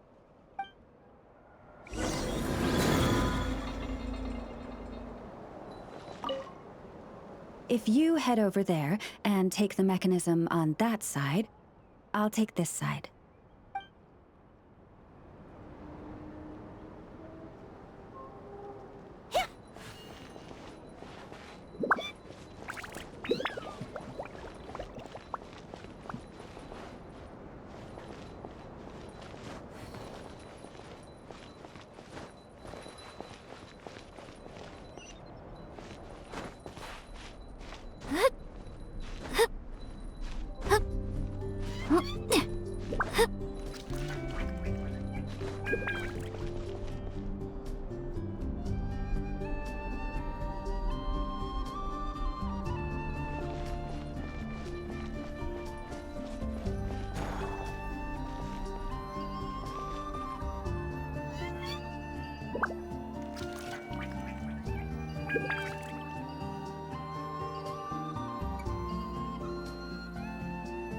Understood.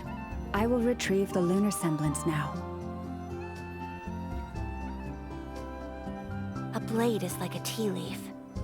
Only those who sample it many times can... Wow! What a huge statue! Yeah, no amount of birds or weasels is shifting that. He probably couldn't even get past the mirror. So, Lauma, just how valuable is this statue anyway? In terms of Mora? Not much, I suspect. It's crudely fashioned, and the kind of stone it's carved from is found everywhere around these parts. But to the Moon Chanter of that era, and to the Frost Moon Scions of today, it is a priceless treasure. If nothing else, I now have concrete proof of its existence. That's enough to confirm the reliability of several documents on the topic. To me, that makes this a very successful trip. Thank you for your help. I knew I had judged you correctly. The Moon Mirror posed no obstacle to you. And our little friend here was very impressed with your mechanism operating skills. What is it saying, Lauma? It says that the Traveler is the best treasure hunter it's ever seen. It wishes it could join her on a quest to unlock all the treasure chests in the world.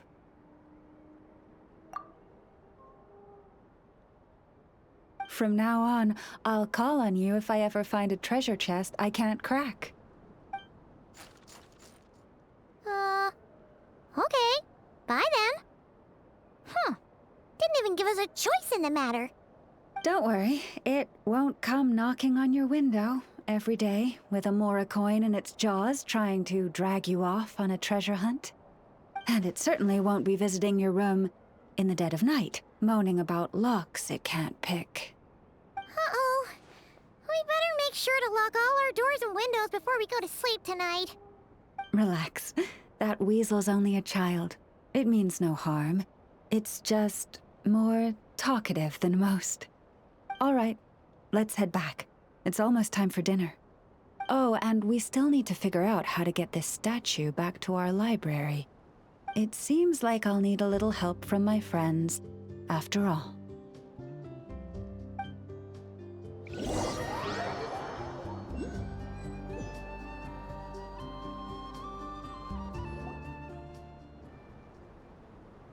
Just here will do.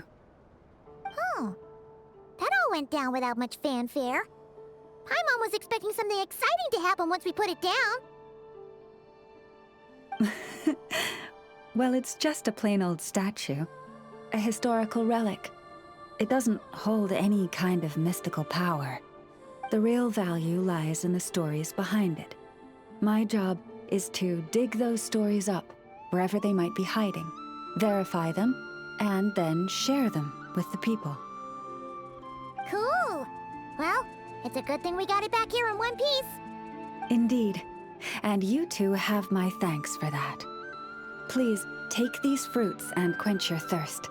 I had the animals gather them in the woods. And after that, forgive me, but I have another request to make of you. I apologize if this is presumptuous of me, but I've seen how well connected you are, and I've heard of your many travels into secret and forgotten places. On your future travels, if you ever come across any texts about the Frost Moon Scions, could I borrow them and make a copy with which to enrich our library? You have my sincere gratitude on behalf of the Frost Moon Scions.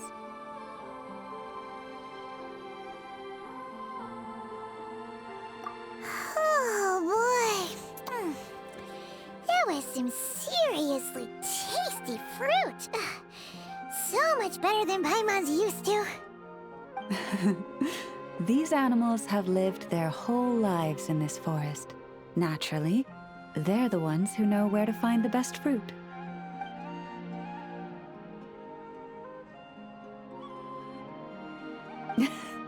This one says to eat as much as you wish, because it's the top fruit finder in the whole forest.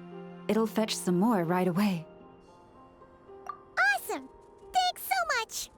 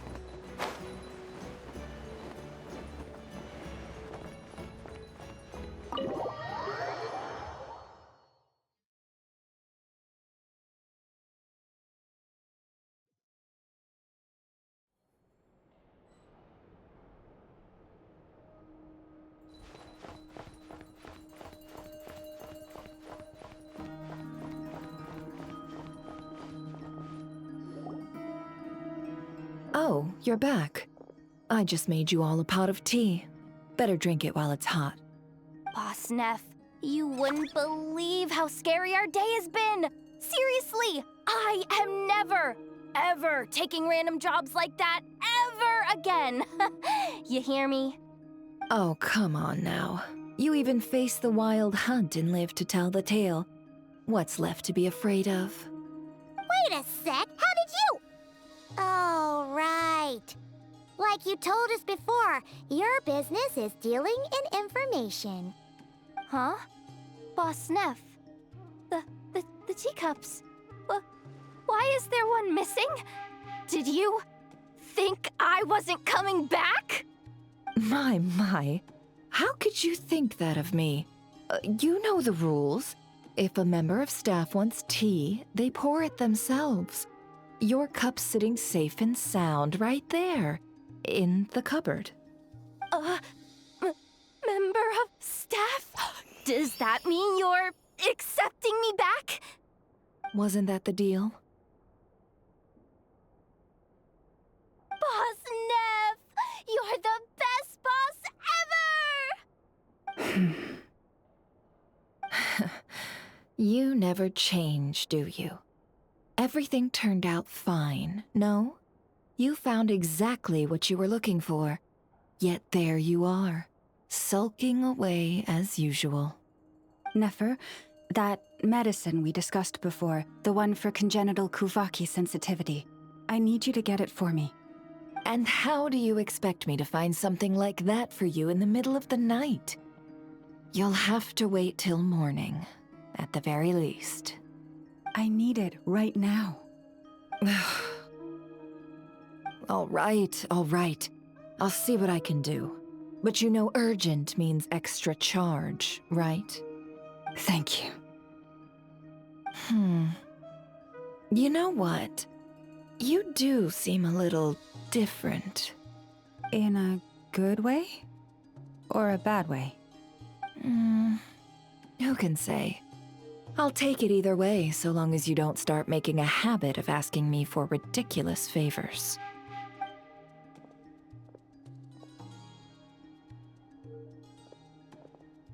Traveler, Paimon, a lot has happened these past few days. I don't know what I would have done without you. Hey, don't mention it. That's what we're here for.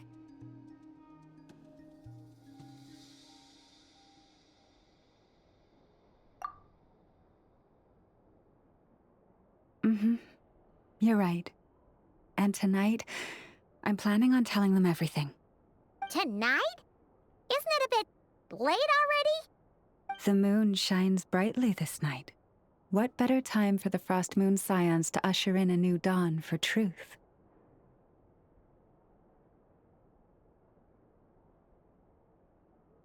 Thank you for your kind words. But before I do, there's one more thing we need to deal with. Oh yeah! Now that we have the moon marrow... You'll have to forgive me. I used too much of my strength in the battle earlier. I fear I won't be able to help you uncover the truth of the past. Not right away, at least. That's fine. We're gonna be in Nokrai for a while anyway, so there's no rush, right? Thank you. But there's another problem. How to keep the moon marrow safe now? Huh? Can't we just return it to your secret chamber? The seal has been broken. Even if it were restored, now that the wild hunt has gotten in once, there's no guarantee that it won't happen again. Oh, right. Yeah, that makes sense. Back when the Frost Moon Scion's bloodline still ran strong, in special circumstances, a moon chanter could act as a vessel, safeguarding the relic within their own body. But it is a grueling trial of will and endurance. The moon chanter who did this only lasted 2 days. As for me, I might be able to last 5, at most. Hold on. You'd be using your body as a vessel? Yes. You can think of it like dropping a red-hot ball of iron into a bucket of water. How long the water lasts depends entirely on the bucket's size.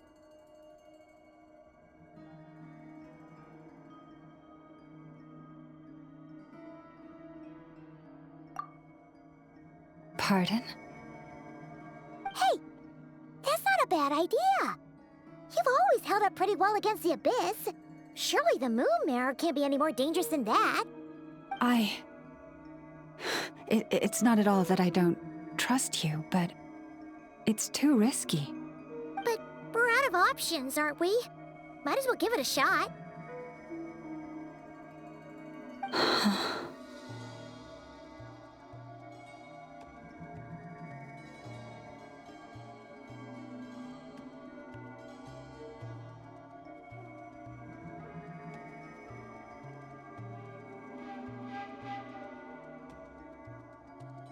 All right.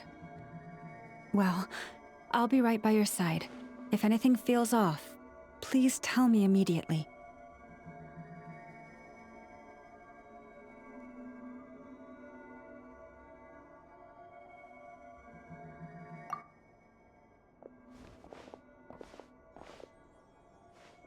Here, hold it in your hands. Feel its power. Imagine you're a lake, a cluster of stars. Let the moon become a part of you.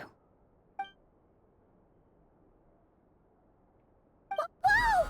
It went into your body! How is that?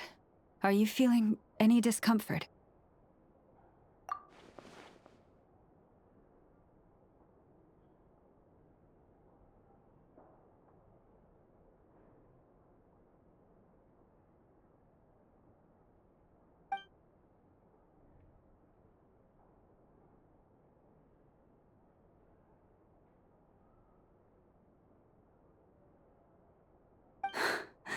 Astonishing.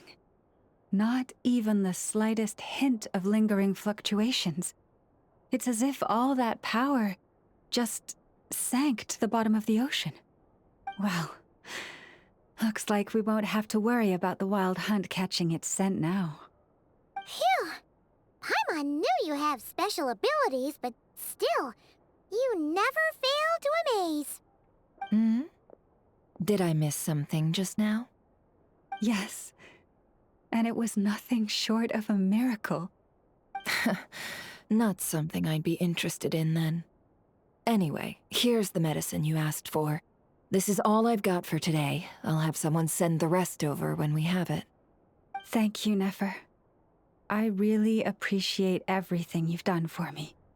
Please stop being so nauseatingly friendly. It's creeping me out. So, what exactly did you all go through during that wild hunt attack? I'd prefer to hear it straight from you.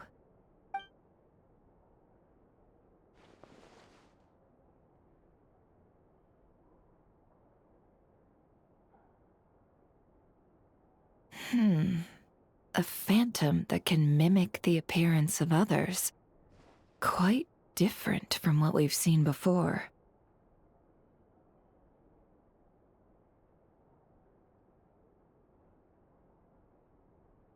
Yeah, and both times it appeared, its goal was pretty clear. It seems like it was after the moon marrow. And on both occasions, it was accompanied by the wild hunt, too. It appears there must be some close connection between the two. I must say, I don't often see you look this serious, Nefer. Too late in the day for thinking, that's all. We'll pick this up again later. You all feel free to keep chatting, though. Just don't forget to lock up when you leave. On that note, Traveler, please keep the moon marrow stored within your body for the time being. We'll take it back off your hands as soon as the wild hunt's been taken care of. Once and for all.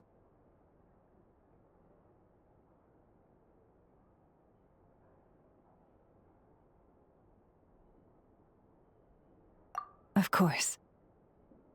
Anyway, if the two of you will excuse me, I'm heading back to Hisi Island now. It's time I came clean with the Frost Moon Scions. Hey, we're coming with you! Though, guess we won't be able to do much more than cheer you on from the sidelines. That alone means more to me than you could ever know.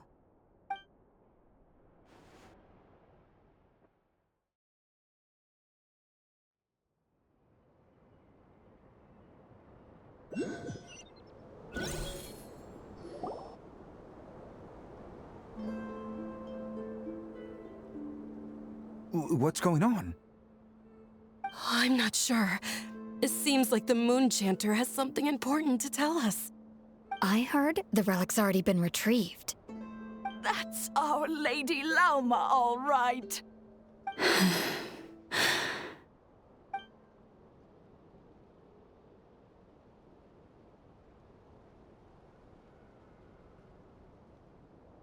Noble scions of the Frost Moon, my kin beneath the moonlight. I hereby declare the truth to you. Long have our ancestors looked up to the frost moon, guided by her serene light. Yet now, she lies hidden beyond the limits of the sky. And so, Lauma began to reveal to the Frost Moon Scions a truth long hidden within her heart. A story of a false moon and the death of gods. Kutar was indeed born of the moon. But that does not give us the right to reap without sowing, nor clothe ourselves without the toil of weaving. As she spoke, some who listened were stunned into disbelief, while others seemed to awaken as if from a dream. From this day forth, the road shall be paved with truth, and we shall pave it ourselves.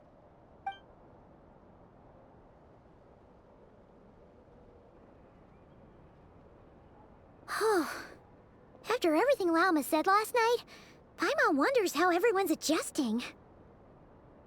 Still, judging by their reactions at the time, it didn't seem as intense as Paimon might have imagined. Says a lot about how much trust she commands, huh? Hey look! It's Lauma! Welcome, both of you. The animals were most lively this morning. They told me of your coming. Nothing too dramatic happened, did it? No one took it so hard that they went on a binge-eating rampage and ended up cleaning up the whole pantry? Or something?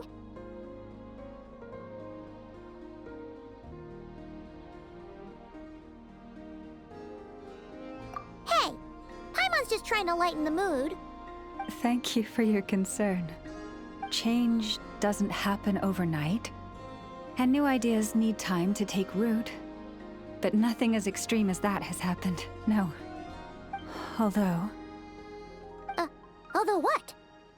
Well, just as I thought might happen, some have chosen to leave the Frost Moon Scions for good. For them, losing their faith was like losing their home. Confusion, frustration, helplessness. I saw it all, reflected in their eyes. Oh. I respect their choice. May they carry the Frost Moon Scions' blessings far and wide, should they be willing to do so. If we meet again someday, perhaps we will be able to sit together and share stories once more. Others sought me out afterward, though, and thanked me profusely for sharing the truth with our people. They said they used to see me as distant, even somewhat unapproachable, whereas now I seemed much closer to them. Like a friend, or even a family member. Sounds like a win overall! Paimon thinks you did the right thing, Lauma. Thank you. Though, I wanted to ask, do I really come across as distant?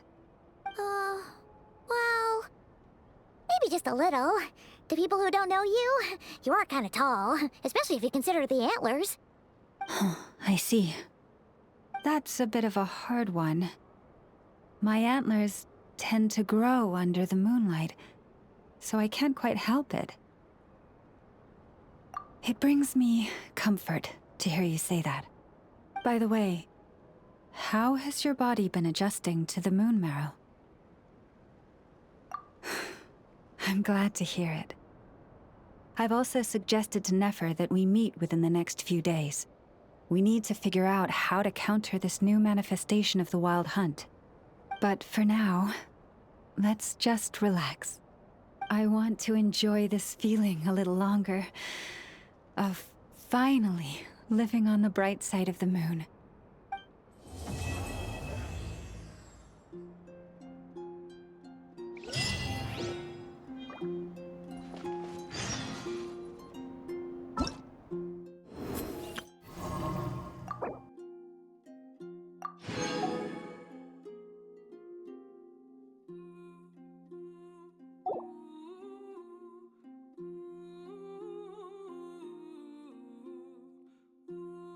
Huh?